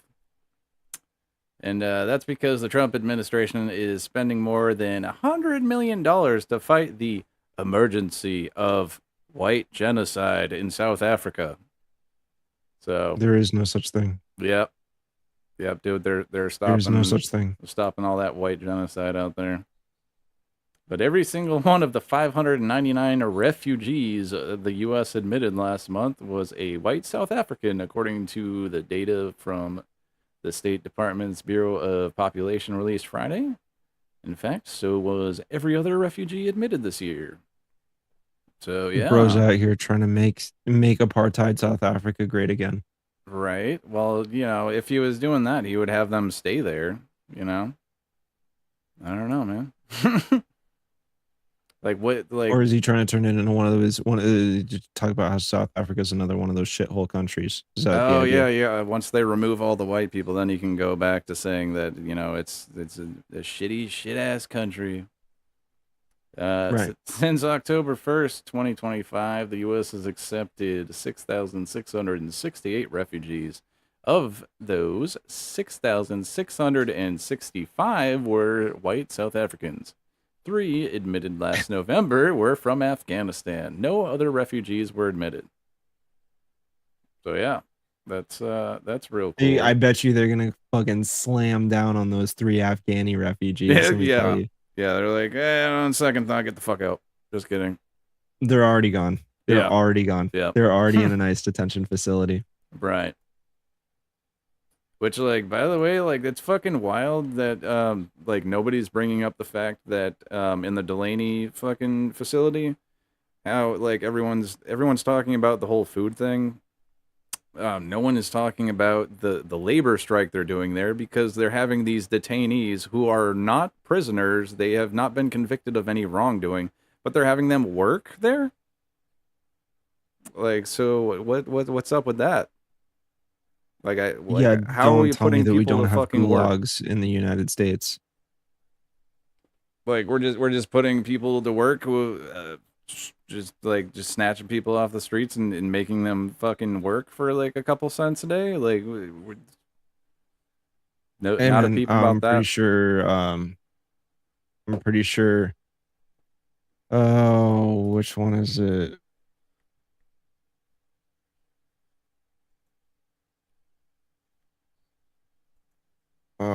Yeah, was it fucking 13th Amendment right there. Still yeah. Still slavery in this country. Yep, still allowing for slavery in the 13th Amendment. What was that again? I want to read that out again, just because a lot of people seem to think that the 13th Amendment abolished slavery, which is absolutely not the case. Specific carve out for an exception that allows forced labor as punishment for someone convicted of a crime. So if you are convicted of a crime, usually felonious, and you are serving time in a prison, you are a slave. That's real. I'm John I Hayden. mean, for fuck's sake, they still have chain gangs in the South and shit, dude. It's insane. Yes. Yeah. With the fucking guards on horses. You can drive through the South and it's like the fucking old school slave it's like it patrol never ended. And they're fucking literally bringing cops Same on shit. fucking horses out to attack protesters now too, literally to go and fucking stomp on them.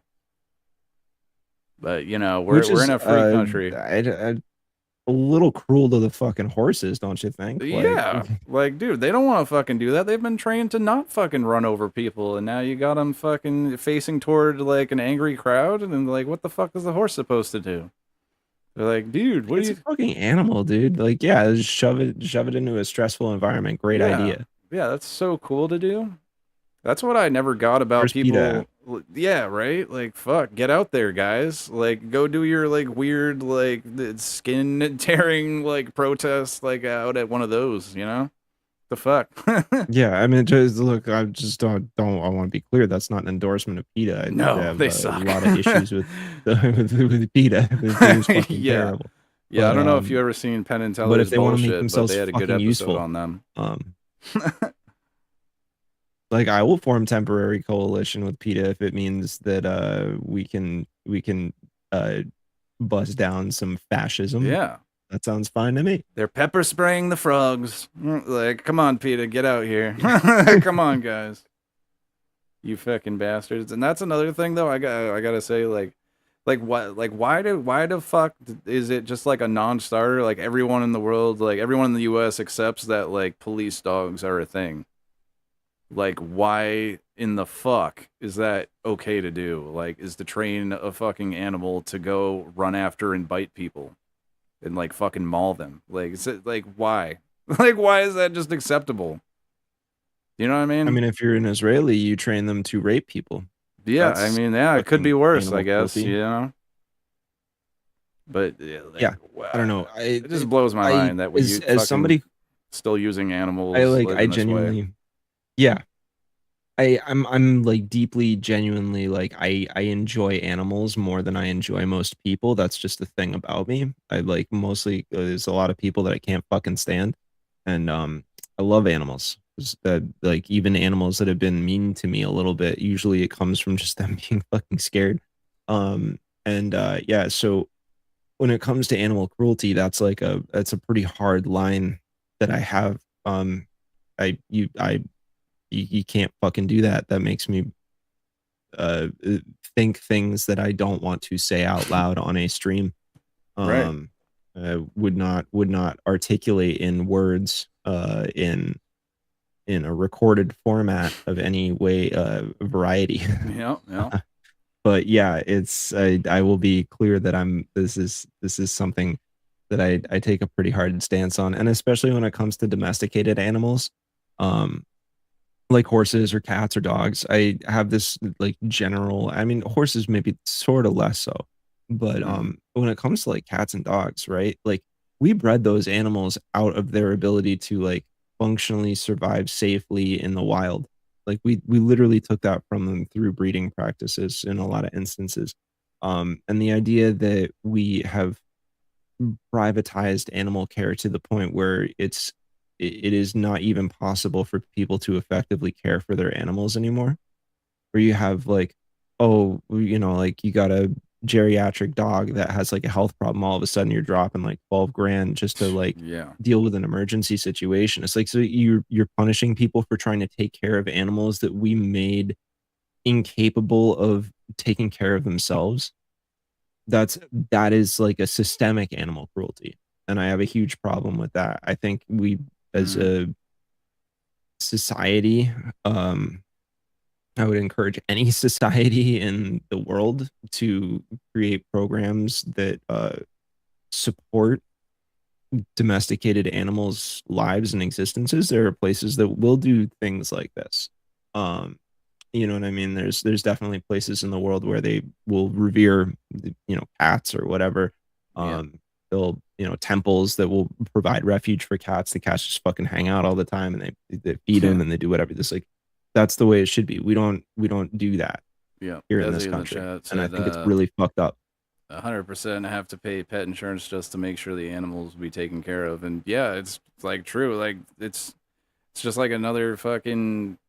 It's like it's basically like the same healthcare system we have. Like you either like get insurance or you're fucked. It's great. Yeah. For like the pets as well. Like anyways, that was a wild tangent. That's all right. We can get that was back a wild to some tangent stuff. about my fucking my insane leftist attitudes towards animal. I know. How dare you say to treat animals nice? God damn it, you son of a bitch! You fucking asshole, fucking communist. Yeah, you goddamn commie, cat lover. Of course, you fucking like cats. You fucking. I do love my goddamn- cats. you I do bastard. dearly love my cats. They're wonderful girls. Yep. Yeah. You probably, you know, you're out here defending these Somalis eating all the cats and dogs, but you claim to love cats and dogs. Yeah, Yep. dude. Call me a hypocrite, man. I don't know. I don't know. Right. Anyways, Another what good else you point. got? I wonder how many people have pet insurance but not dental. Like, yeah. Yeah, like honestly. Honestly. That's another fucking whole ass thing right there is like, dude, fucking dental insurance being separate from health insurance is absolute insanity when like your whole well-being involves fucking dental health as well. Like if you get a fucking cyst in your mouth and you can't get that fucking taken care of, you can get a fucking blood clot and die. Like and Yeah, what you go to emergency here's room, the they're like, cool here's thing some, about your here's some mouth. antibiotics. Go ahead and It's hope really that close works. to your brain. Yeah. This is a really interesting thing about mouths is that they're right next to your brain. So when you get an infection in your mouth, the distance it has to travel to fuck your brain up is not that far. Yeah. So it should just be comprehensively understood.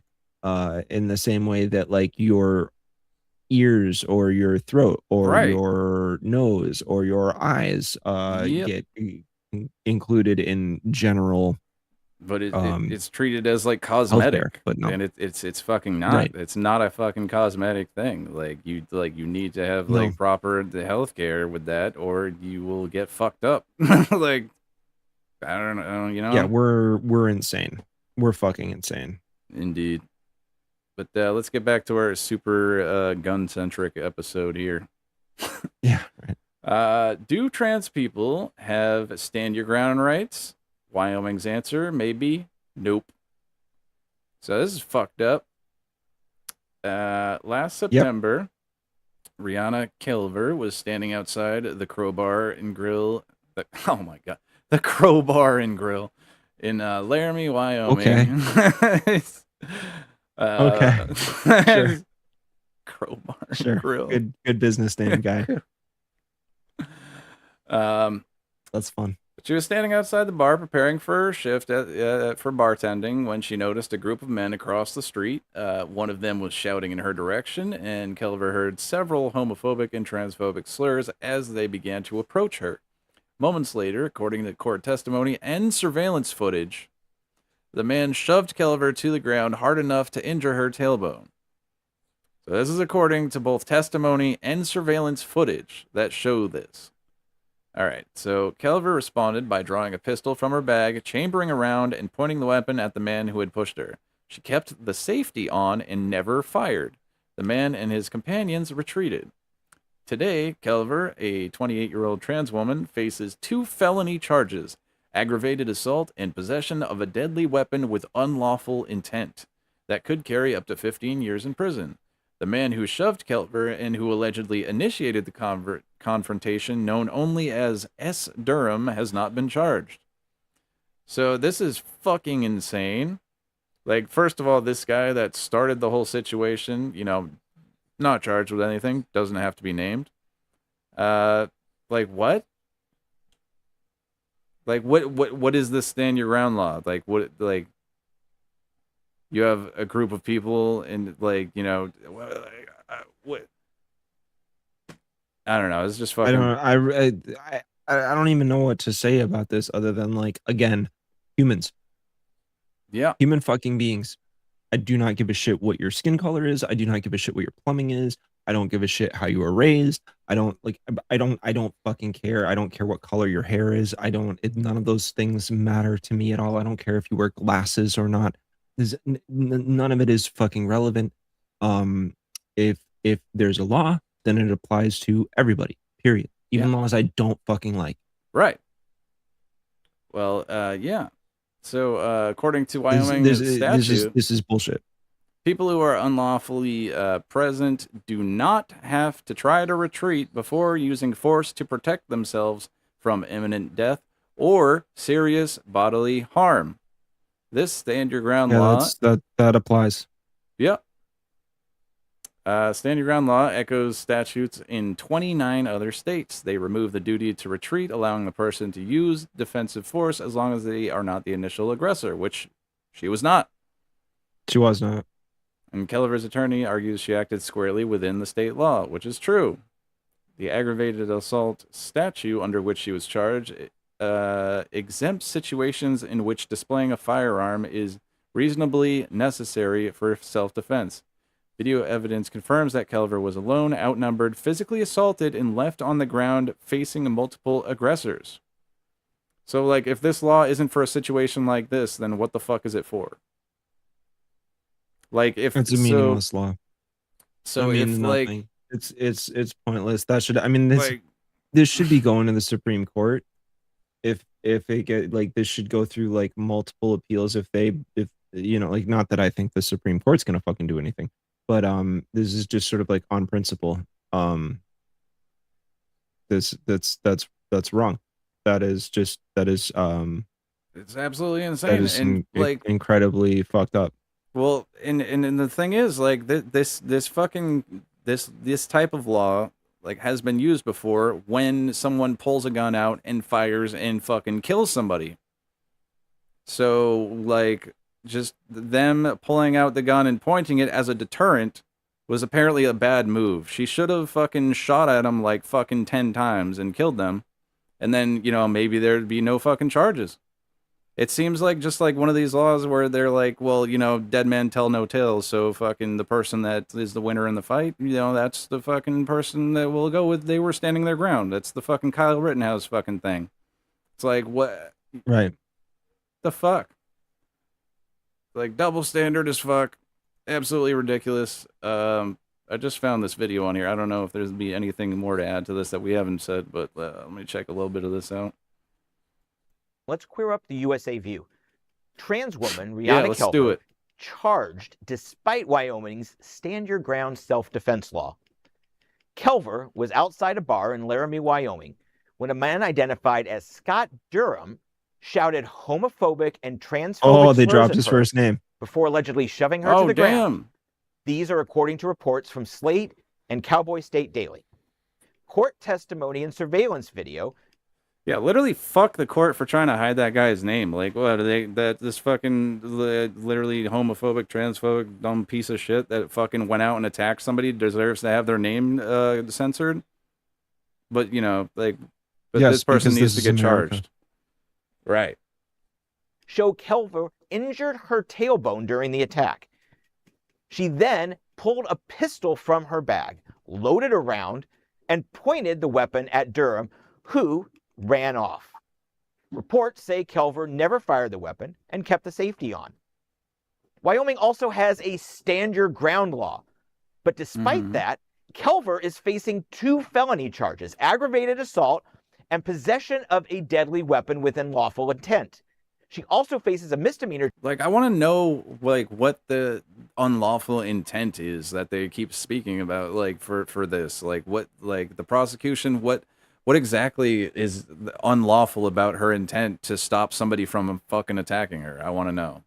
Like, how are they going to prove that in court? Like, you know? got me, dude. Like, that's fucking wild. Like, if all the charges aren't fucking dropped, then there's something, I don't even know. Needs to be fucking appealed, like, for sure.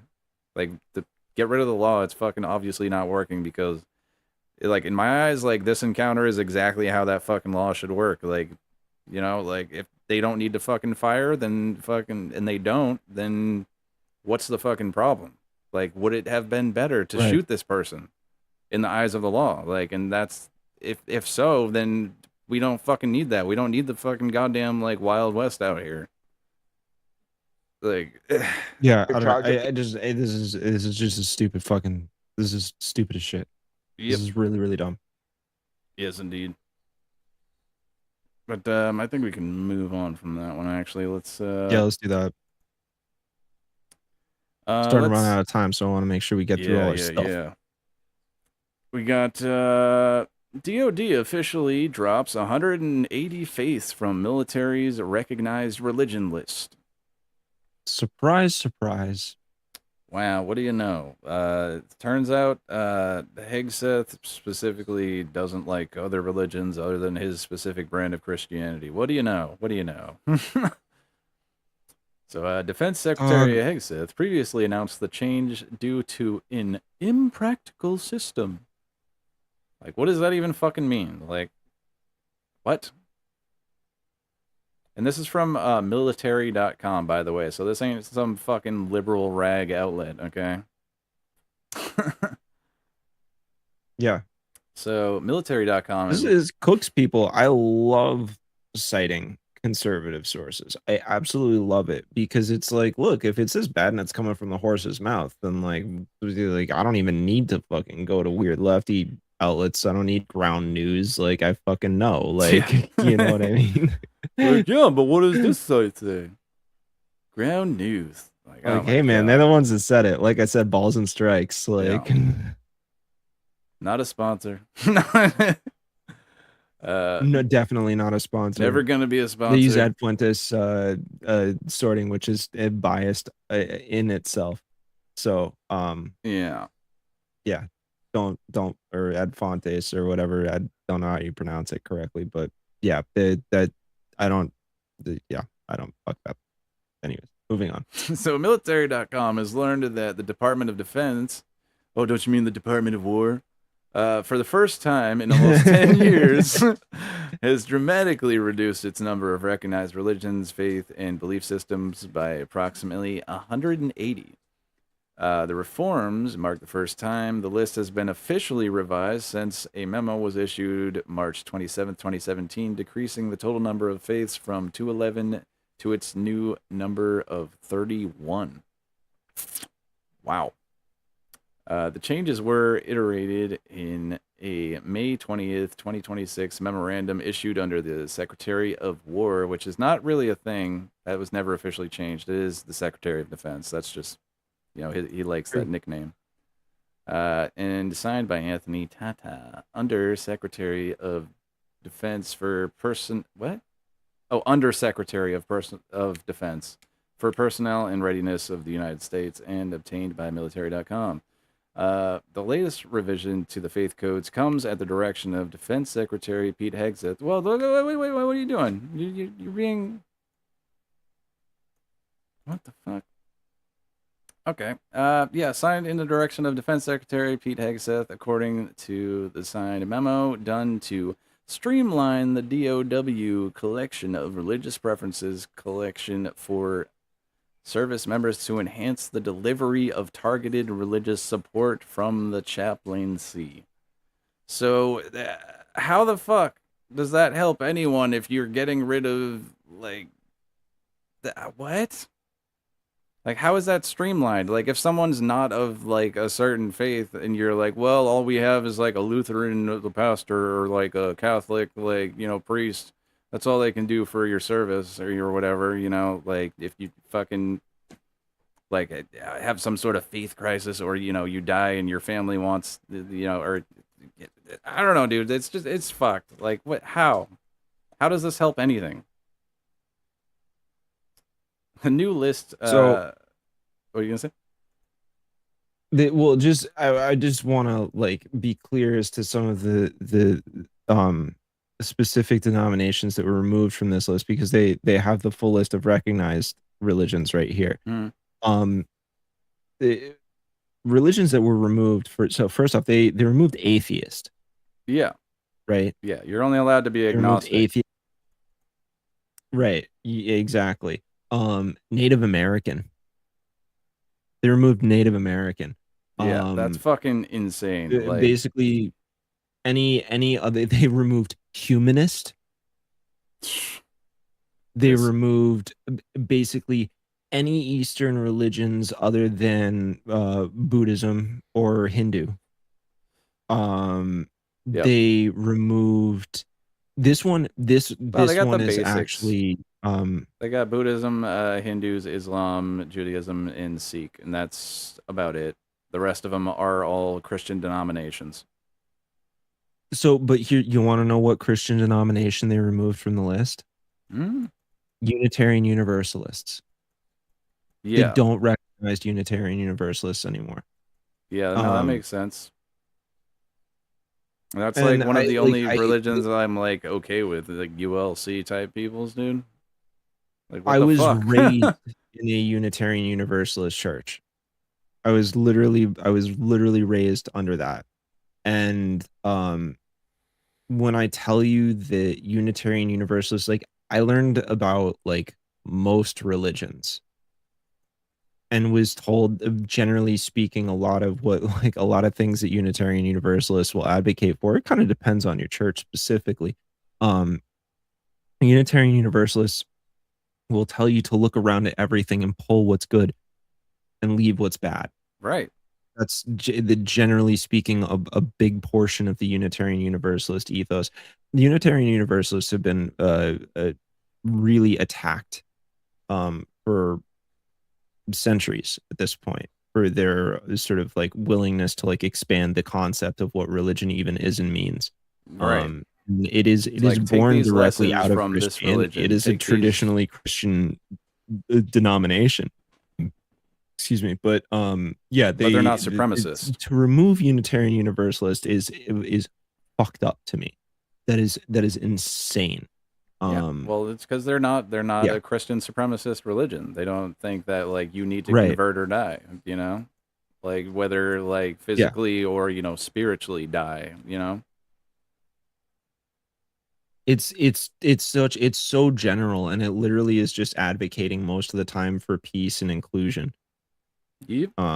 That's like peace is like probably one of the primary things that the Unitarian Church, the Unitarian Universalist Church advocates for. I mean, like Universalist is literally in the name, so it's like universalism. Like you want to include everything. You want to be acknowledging of literally everything. So it is religiously anathema to the way that the sort of current formulation of Judeo-Christian values in the United States, as dictated by leadership, it's grotesque to me. Yep. It's pretty fucking fucked. This restructuring of faith Like Unitarian code- Universalists are super engaged in mutual aid. Sorry to Yeah. cut in one more time, but it's like this. They're literally like the most fucking- literally inclusive and effective Christian movement there ever has been. I swear to fucking God. Yeah, and you want to know something? That's literally the same thing is true about, like, you know, fucking new Satanism. I'll just fucking go out there and say it. Like, TST, I don't know if you've ever seen their tenets, but their whole thing is literally just mutual aid, basically. Like, and fucking religious freedom and fighting for, like, religious freedom for every religion. And, you know, not just theirs, and not just fucking one, not this one, not that one, but like all of them. It's fucking. So this one makes me super fucking angry. Yeah, pretty fucked. A little bit more on that. Restructuring of the faith codes, which help identify service members, as well as the military, and planning for appropriated religious coverage to include them, has now excluded minority faith/worldview groups, including atheists, true deist. Well, hold on, man. See, like them not including true is fucking wild, and like just in, like that's basically the same thing as heathens here. But like those two right there, a lot of people in those specific religions are white supremacists, so you would think they would want them included. Yeah. You know what I mean? Yeah. Like, what the fuck, bro? Exactly. Like, you're gonna get rid of you're gonna get rid of shamans, dude? You're gonna get rid of like, what about the QAnon shaman, bro? You're gonna exclude his ass? Like, what about, like, I'm surprised, you know what? I'm surprised they didn't add onto here, like, the Westboro Baptist Church as, like, a recognized fucking religious group. Like, fuck. Yeah. I mean, at least they didn't do that. But, you know, but that's on their side, though. They just God hates F slurs. Yeah. So, you know. Exactly. Yeah, right there. Unitarian Universalists and various Wiccans. Yep. So, if, you know, anything that basically all religions or religious beliefs that Christians call like evil and Satan, those are all discluded. Like, you know. And it's kind of wild that they put Remember religion. when we celebrated freedom of religion in this country? You remember that? Yeah, the freedom to be Christian. What do you mean? The freedom to Right. choose whichever Christian denomination you want. That's what this country was founded on, according to disgusting, you know, people. I don't know, man. I just like, yeah, I think it's gross. I think Yeah. it's really gross. Pretty fucking It's- disgusting. People like, and look, like I just sort of one final note that I'll say about it, and maybe this is the sort of Unitarian Universalist like upbringing that I had. But I mean, like, I really do deeply believe that there's very much so a place for sort of like spirituality as it intersects with the political belief, right? Like I'm a strong advocate of the separation of church and state, 100%. But like I do think that you can't fully divorce politics from religion, because religion is what creates a lot of people's moral underpinning. Spirituality very much so is an activator for people's moral compass. Yeah, I And mean, so not to mention to there's completely eschew it is like really you're defeating your own goals. You have to be able to like have literacy within these things in order to be able to articulate to people the meaning of something. And like I think like getting in touch with that sort of deeper spiritual connection is really, really important when you're trying to push forward actual policy or whatever to really make sure that people aren't left behind. And I mean, like, dude, I could certainly have a lot of smoke for the Catholics, but like, and I mean on the flip side, they you got like all these churches that are in fact like involved in politics. They're telling their the flock out there to go and vote a certain way. Meanwhile, they still get like Right. tax exempt status as a non-political entity when like they're specifically going out there and being like, God wants you to vote for fucking this specific person. I was trying to think of the name of that fucking Roy Moore. That's God wants you to vote for the people like that. It's like, no, are you sure about that? right. The one that I see missing, I don't see on this list though. It gets me, and I'm just wondering, and do they qualify Scientology as a shit. religion, or do they qualify it as a cult? Yeah, I don't know. Because it's fairly as far as absent I know, from- it is from included. any of these lists. Yeah, They right. call themselves a religion. They own a lot of motherfucking property, Right. dude. They own a lot of Wait, property. are they officially are they tax exempt religion or are they an organization? Like, that's a good question right there. Because I don't know if they are. It is legally recognized as a religion in the United States. Damn. Yeah, that's fucking wild. Like, what? Why? They are indeed tax exempt in the U.S. That's part of the reason why they buy up so much property. Yep. Okay. No, that makes sense. Anyways, not to derail, we probably need to get to the leftovers, huh? Yep. Yes, indeed. Let's do it. What do we got here? Oh, let's see how. Not to dodge that beautiful Kenny Clips article, but yeah, we can I save it got for you. next time around. For sure. Let's see. Do we want to see how the big beautiful baby's doing here, or do we want to see what's going on within CPAC and Turning Point World first? Let's see. I don't know. Has everyone already seen the Meet the Press video? You think that's like that's like old news at this point, right? That's like 4 days old. I'm sure. What are we everyone's talking already- about? Sure, everyone's seen it. So I need to roll a d20 for this. Like, what are we doing? Let's do fuck that. Yeah, let's see what's going on here. What's going on in CPAC? Let's see how they're doing. Oh God, here we go, dude. Oh man, come on. Don't be like that. Can do rather than just relying on the policy perspective or what your elected officials are doing is to start culturally putting the family first again with our faith. If you are not speaking with your family around the dinner table about these issues every day, it is high time to start. If you're not encouraging your children to grow up and have the courage to get married and have kids, more kids than they can afford before they think they're ready, it is high time to start. But I really think What? What did she just say? She said, have more kids than you can afford. have the courage to grow, have your kids, tell your kids to have more kids. To force children into poverty. Yes. That's what I just fucking heard. Yes. Yep.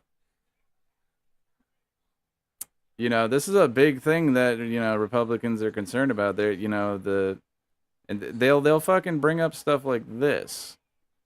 They're like, oh no, the birth rates are low. And then you go and look at birth rates. It's like, oh, the teen birth rates are down. Like, isn't that a fucking good thing? Isn't that what we've been trying to do this whole time with like birth control? And, isn't that what religious like teachings will be like, to just say no, just abstinence only education, all this and that. But they, friendly reminder for anybody that Republicans are consistently the ones that fight against child marriage laws, age of consent laws and marriage laws. Yeah. They are the ones that consistently want to marry children away. 100%. And they'll file protectors. Just have as many kids as young as possible before you're ready. It's high time to start doing that. And then meanwhile, like what happens pedophilia. to these? Yeah, I mean, come on. Like, so what happens when these young people, like, possible teenagers, like have more kids younger and they're just like totally fucked. Like, what? Oh, you can't have them be on welfare. That would be fucking welfare queen fucking bullshit, But, just have more kids than you think you can. You can't afford it. Fuck it. Like, this is just so wild. This was posted by CPAC, by the way.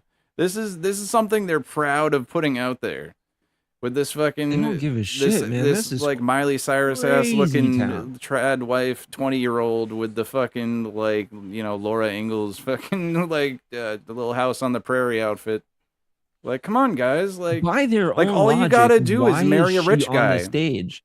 Literally, like by what? their own logic, why is she on the stage? Shouldn't, according to their ideology, should she not be in the kitchen right now? Right, she should be at home taking care of kids, or getting pregnant and having more kids. What the fuck is she doing out here talking? I do not believe that. She absolutely, as a strong, powerful woman, deserves to pursue her career and be on stage. But like, by their own logic, shouldn't she?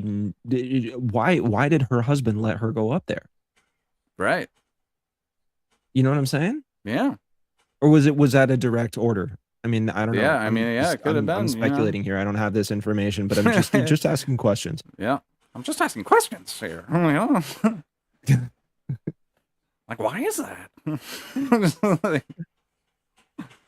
Yeah, let's just get that quote one more time. That's just fucking so insane. Culturally insane, putting the family first again with our faith. If you are not speaking with your family around the dinner table about these issues every day, it is high time to start. If you're not encouraging your children to grow up and have the courage to get married and have kids, more kids than they can afford before they think they're ready, it is high time to start. But I really think yeah, just imagine you're sitting around the dinner table and your parents are like, you're 16, 17, like, in another year or two, you're going to have to start fucking, you're going to have to get married and start having kids, It's like, what? Absolutely insane. You know what would make that less, honestly, what would make that less fucking painful? Better social programs that feed children. Right. But they don't want that. That's the thing. They want to advocate like what is their plan? Their plan is just get married to a rich guy so that they can take care of you. Like, you know what? And it has to be an older guy because problems? No one. You want to fix birth rate problems? Make sure that people are getting paid enough. Make unions stronger. Mm-hmm. Make housing more affordable. Create better social programs that support children. Straight up. Yeah. That's pretty you simple. want birth rates to go up. That's how you fucking do it. Yeah, literally. So we got something a little bit like even more insane, if you can imagine that. From Because you're pressing me, dude. You're pressing me with this shit. It's not me. I didn't say it. Well, what's going on over at TPUSA Faith? Again, it's another woman. What is she doing out here? Caption. I'm dead. Come on. Feminism is rooted in Satanism. Damn, bro. Let's go, dude. Play it up for me. TPUSA Faith coming in hot. Coming in hot take. Here we go. Satanism in Luciferianism. Whoa, Jesus. Feminism is rooted in Satanism, in Luciferianism, an adoration of the biblical figure Satan, which they say is the good guy and God is the tyrant. And so this, when I understood this, it makes sense to me. Can you cite your sources on that, please? I mean, I would agree to that, but I don't think most people would. Why the sacrament of... Oh, man, here we go. Oh, hold on. I gotta let this biblical figure Satan, which they say is the good guy and God is the tyrant. And so this, when I understood this, it makes sense to me why the sacrament of feminism is abortion. Why the sacrament of feminism is child sacrifice, witchcraft, spilling the blood of an innocent in order for you to have better life. Yeah, I don't remember that part of the meetings. Do you remember the feminist like get together where we all sacrifice children? Yeah, I don't remember that. Like I said, I was raised Unitarian Universalist, so I don't know about all this Satanist shit. Yeah. But I do find like a certain amount of this is gonna get me cooked, but I do sort of find a certain amount of sympathy with Satan in the Lucifer, I guess. Yeah, like what the fuck did he ever do He wrong? had an earnest disagreement with with God, and God was like, "No, fuck you, get the fuck out." Yeah, like hard kick out. Like, yeah, dude, it was like you get the fuck out of here. I don't know about this whole sacrificing babies thing. I guess they think that like they're on that straight up 80s, so they they believe that like it's I guess right, like their logic is like, okay, well, abortion is life sacrifice begins at the moment of conception, right? Exactly. So abortion is blood sacrifice of children. That doesn't really line up with science. No. Because but they're not appealing to science. This is about spirituality. Yeah, like it's a bunch of cells. Yeah. Together. I mean, why stop at conception? Why not start at like the fucking sperm, bro? Like if you've ever jacked off in your life, you just killed like 1,000 babies, bro. Right. If we're really gonna go down that road, yeah, it's anytime you jerked off, anytime you rubbed one out or flicked a bean, you were yeah. Well, no, I mean, women should be fine with that. Like, I guess one could argue that women, by this logic, every single period a woman ever has should be a baby from that. Yeah, the blood sacrifice, because you fucked up. You didn't turn that period into a baby. Yeah, exactly. Right. And that is like, I'm sorry. Insane. It's done all throughout history. So you think it's just the African tribes? What? Who? Where did that come from? Who think? That's insane, dude. Who? Yeah, that's a curveball right there. You think it's just the African tribes? Since when do African tribes know what the fuck Satanism is? First of all, what? Well, it's because in their worldview that anything that's not Christian that they is automatically Satanism. It's kind of wild. It's the African voodoo tribes. Oh, it's the African voodoo tribes. Yeah, they're consorting with the devil. In the middle of nowhere that practice animal sacrifice and child sacrifice. No, it is happening in the Christian West while pastors don't want to get involved. It's happening in the white West, y'all. Says this Australian lady at Turning Point USA.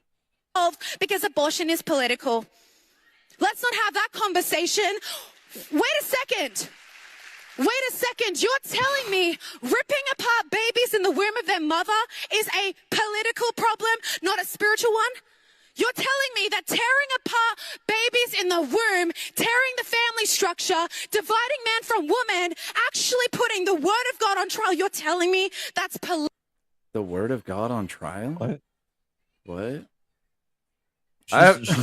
She's speed running this. Like, there's so many assumptions stuck into like every single any speed run any percent fucking insanity. God like, damn. Political, Pastor? No, I'm sorry. that is spiritual. That's spiritual, y'all. All right. I feel I genuinely feel weird fucking talking about this stuff sometimes because I'm like, dude, like I'm a guy. Like I don't have a uterus.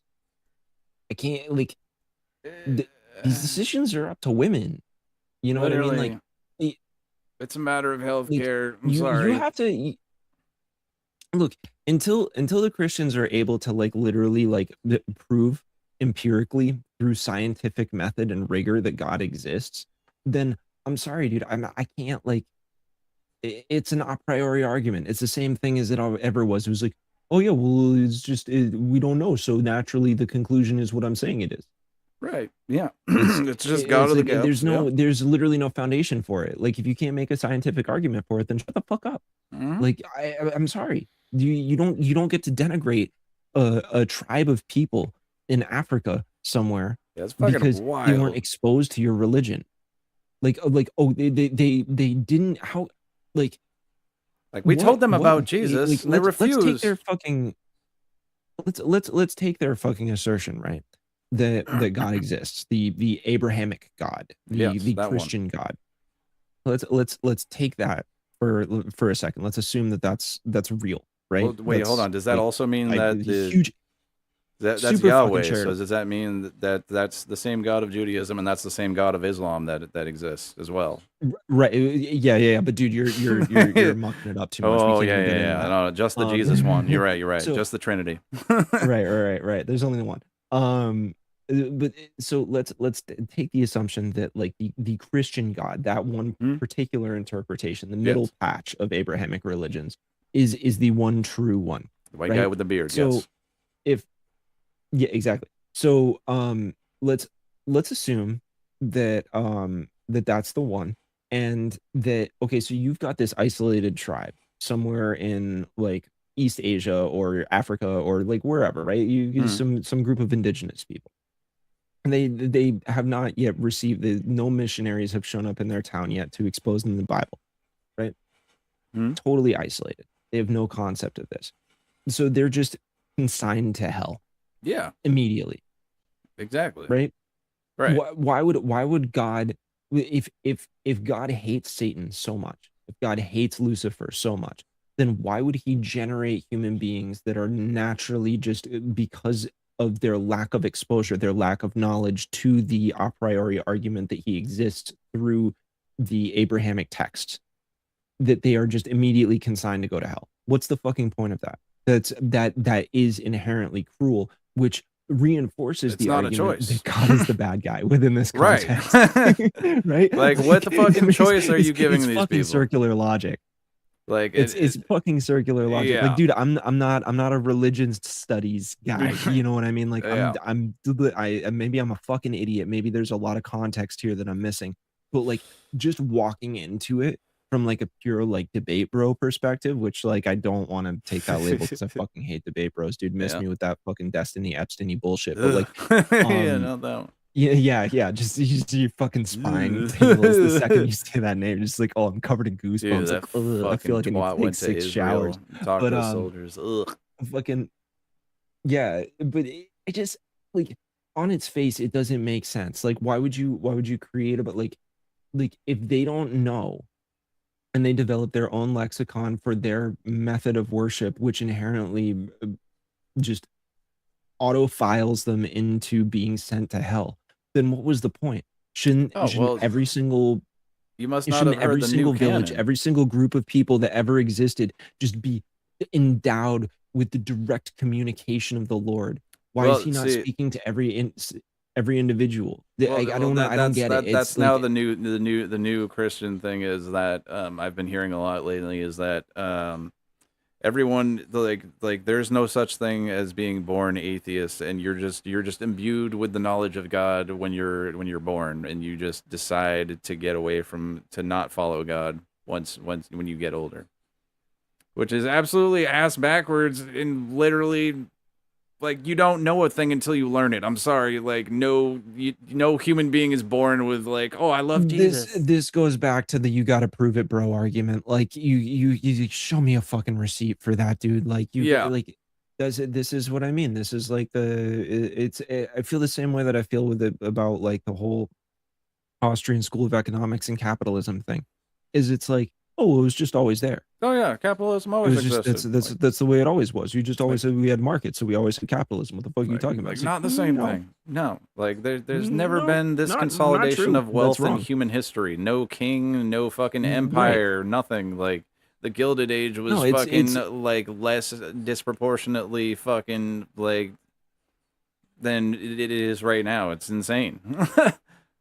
This just goes back to the same old thing that I will always say is that if somebody's primary undergirding to their argument is trust me, bro, they're probably wrong. Right. You shouldn't believe a word they fucking say. Just don't ever in time take trust me, bro, as a valid It's position. like an end all be all. It's Like, if anything, that should be a signal that you should not fucking trust that person. well, listen, you gotta have faith. You need to make them demonstrate. You have to. It has to be proven. Sometimes they are right. Occasionally they are right, and they're just too fucking stupid to be able to put into words why they're right. And then Right, at which and even point I you say, I "Show fall into me." that category sometimes too. Like I'll be like, I know this is the fucking right thing. I don't know how to fucking put it out like with words at the very moment. But go fucking look it up for yourself. Don't take my word. Fucking go look it up, please. Like Right, that's well, the and at difference. that point, it's like if you and seriously, like this was a thing. So like, I remember when I was a little kid, right? There would be all these times where I'd be like, I used to do a lot of martial arts when I was a kid. Did a lot of martial arts when I was a kid. Same. And I would have to travel to Keene to go to class because there was not a dojo in my town. And I remember like I would go for rides with my father the whole time, like a lot of the time. It was sort of 50-50 between my mom and my dad. And I remember my father telling me one day, like when I was much older, he was like, "Oh yeah, you used to ask me like all these questions when we were on these car rides, and I wouldn't know the answer." All right. And what I would do when I got home is I would look it up so that I could tell you the answer because I wanted you to know. Right. I felt embarrassed that I couldn't answer this question that my child was asking. I wanted to be able to say with some degree of authority because like this child trusts me. Right. To know. Like I should know. So he would go and he would look these things up. He would learn. He would educate himself so that he could adequately educate me. Yeah. And that is exactly that's a huge what, thing that's what missing in the everybody world needs right to now. fucking do. Is If you fucking, don't know like- something, take some fucking initiative Don't and be go like, look it "Oh, up I and don't figure it fucking the know." fuck out. It's like, oh, I don't know, Like, whatever. you- That's just how it is. Like that. Like, don't accept like that's just how it is ever as an answer for anything. Right. Never. Right. Like, Right. there is always a reason Right. why And if- something is, and if you don't want to find out the answer, then don't ask the question. Like, or you know what I mean? Like, and like be hungry for knowledge. Yeah, for be sure. hungry to learn. Like, dude, you never stop learning. No one ever stops learning. So just fucking try. Just put in a little bit of effort, just a tiny little modicum of effort. It goes a long way. It goes such a Mhm. long way. I mean, dude, school is a tiny bit of your life, but like you're not supposed to just stop wanting to learn things after you get out of like whatever schooling you're doing. You're supposed to always want to like Right. be like learn more things. Like how the fuck like do you know, and that I think that's like a huge problem with the fucking conservatives is like, nope, this is how it is, that's how it was, and that's just the way it should be from now on until the end of time. And it's like, dude, that's like the way that you're talking about things in the past, like that was different from 10 years before that. And the 10 years before that, that was different. That was a completely different time. Like everything does not stay static. Like that's not how the fucking world works. If you don't update your knowledge as fucking time progresses, then you're just fucking stuck in the past and you don't know fucking shit. You know? And in fact, it's important to understand those different periods in time so that you can see how people fucking evolved and grew. Right. Right? You can see how people were like shedded awful ideas that were fucking their whole shit up and decided to go a different path and learn more and grow and have success. That is how we have what we have now, is people being willing to question something that existed and actually do the research, put in the time, put in the work, do the testing, the scientific rigor, go through the process, fail hundreds of thousands of times just to figure you like you ask a scientist who does research, right? How many times they fail? That is like literally their job. That's Most the scientists will spend 99.999%. years and years and years and years, sometimes their whole lives failing. You know what I mean? There are scientists that have their entire careers, all they did was fail so that they could show to people how much didn't work, right? How much wasn't effective, so that the next person could stand on the shoulders of that fucking giant and actually eliminate all of the bullshit that that person spent their entire life, dedicated their whole fucking time They're on like, this okay, planet. so we to know that none failure, of this works, just so let's that find this a new next way. generation could succeed. Right. It's fucking insane, dude. I don't like. I just like you're spitting on the graves of your ancestors when you do that. That's my personal attitude on it. Yeah, I'd say that's pretty accurate. Fuck. This is hot as fuck out. I think we're about ready to end. It But is, do you want to just man. do one more little short thing? We got a little take funny look. one. Let's We take got a a look. little funny one. We got a little bit here. Let's see. You know, just a couple of good old boys having a good old time. It's just a little horseplay over here. Nothing bad can happen. It can only good happen. You know what I'm saying? It can only good happen. Dash cam video. I know you like number. Shows cop accidentally shooting fellow officer during horseplay. So the police officially have less stringent standards than, like, I don't know, the fucking gas station. Let's see what that's about here. Oh, no audio? Oh, that can't be. Oh, come on. There's probably no audio. Oh, No, dash cams usually don't. damn. I really want to, like, dude. Come on. What a fucking idiot. Come on. Oh. So I'm assuming that it was the cop inside of the car that was doing the firing there? What the fucking fuck? Like, how, dude? Like, oh, I'm gonna get you. Real funny. Oops. Oopsie. Uh-oh. Let me Oh, guess, he was jeez. equipped with a 6 hour. Uh-oh. Oh, yeah. Those guns with the fucked up safeties. Yeah, All those maybe. cops shoot themselves in the leg. This guy fucking tried to do it. You shouldn't have used the SIG, dude. Yeah, maybe don't. Fucking gold, dude. Maybe don't point Oh my your God. fucking gun at anything you don't want to So- kill or so destroy. fucking stupid, dude. I don't like what. May 5th began like any other Oh. day. Okay. Began like I- any other like, day. I'm sorry, dude. I have plenty of friends that love firearms. I'm not like it's just like look, guns are cool, I guess. You know what I mean? Like I understand it. It's just not really my personal vibe. So I don't get too into gun culture. But I mean, like I enjoy them through video games, and that's fine with me. But but any of my friends that are legitimately into like firearms would tell you that That's the what they just fucking did first was one of rule. the stupidest fucking things. It is like, yeah, literally The like first number rule. 1, 2, 3, and 4, and 5 rules that you just fucking broke Like, right you there. do not Like, point the gun. like, Do not point a gun at something you don't want to kill. Do not point a gun at something you don't want to kill. Do not Ever. point a gun. Ever. Don't point an unloaded gun. Don't point a loaded, like, Right. never. Anything at the end of the Never, barrel. in that any you, context. Literally. Like, the fuck. It's really simple, guys. It's really fucking simple. You It just really don't do is. that. Just- Like it's just don't. it is a rule.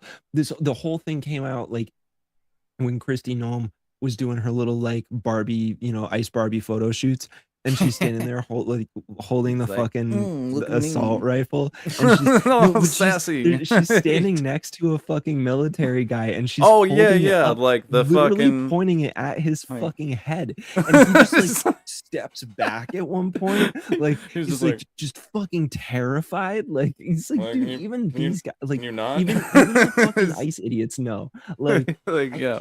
it's crazy, it's crazy. Oh my So yeah, this is yeah, Like, you're please, really, please, really lady, I don't want to training end good up down like there, your guys. dog. Please, no. Please. Don't take me out to the gravel pit, Miss Gnome. Please. Fuck. I wonder Oh how my that job at God. Shield of Americas is going. Oh, yeah, yeah. Yeah. You know, I'm sure she's keeping real busy over there. You know, it's probably going to come out at some point that whole thing was really about just like, you know, preparing a special committee to like, you know, invade Cuba or something. That'll be good. Yeah, I mean, I know that all her PR stunts was basically just to like elevate her political career, which is now literally like Oh, you mean like shot, like the dog that she shot and died in a Yep. gravel pit. She's Yeah. toast. She's And the goat so, too. yeah, She I killed a mean, baby goat at the same time as the fucking like less than a year old puppy, I must point out. That's fucked, man.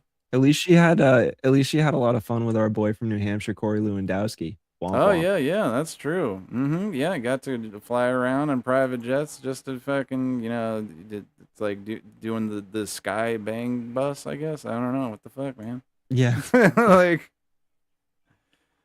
as well as didn't she? Oh man, what was that other I'll thing? never She forget that clip of the of Corey Lewandowski saying womp womp on. Did you just say womp womp? It's like a fucking What the brilliant fuck? moment of sensationalist news. Oh god, Good stuff. we really know how to make them up here. Oh yeah. All right, I think that's about it for today. I got some other stuff to get to, but I think I'm gonna cover that tomorrow. I'll probably make a little video out of that and post it because I got some really interesting Smash it stuff up, dude. about you know, somebody that a few of you might be Oh, interested in. your homeboy in VT, dude. Yeah, dude. You know the big beautiful boy over here, Mr. Planet Hank / Brattleboro News. He does so much good Kyle's on news his over hobby, there. and I love this feud. I love just consuming this feud on the on like at a distance. This is your battle, sir. Yeah. I support it. Yep, it's going down. The shots will be fired. Not quite. Ooh, not as not like that. not like this. Not like the show we've done today. We're gonna separate No. those shots. You know. No.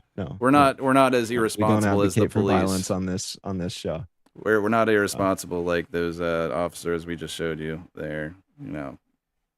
No horseplay. No horseplay over around these parts. To tell you what, you know what I'm saying. But yeah, tune in later, and we'll see y'all next week. You know, in case you don't want to tune in, we'll have all them clips up. It'll be great. It'll be a good time. It's always on the back end. You can always catch us whenever you want. Hell yeah. Yep. Don't That's forget. the cool thing about them YouTube videos. They always available. Yes, indeed. I promise I won't hide them behind a paywall. At least, not until we get like a couple thousand followers or something. That'd be ridiculous. Just like, hey, nobody look at my stuff, please. I think the only thing that I would do with that is like I would keep up the last like 4 or 5 like whole live streams and maybe put the rest behind a thing, because at that point, like we're a topical news show, so like what the fuck do you even need to see like more than a month ago for? You know what I mean? Yeah, true that. But I'm gonna at least keep up a month's worth of shit, like always, forever. But at this point, I'm not doing any sort of. This is what clip culture is for, buddy. Exactly. You just fucking you gotta hit like the all the clips, segments dude. are there anyway. Don't worry about it. You know it. Yep. Yes, indeed. But yep, that's the show. All right, squad. See y'all next Thursday. Probably sooner than that. Catch you next week. Peace out.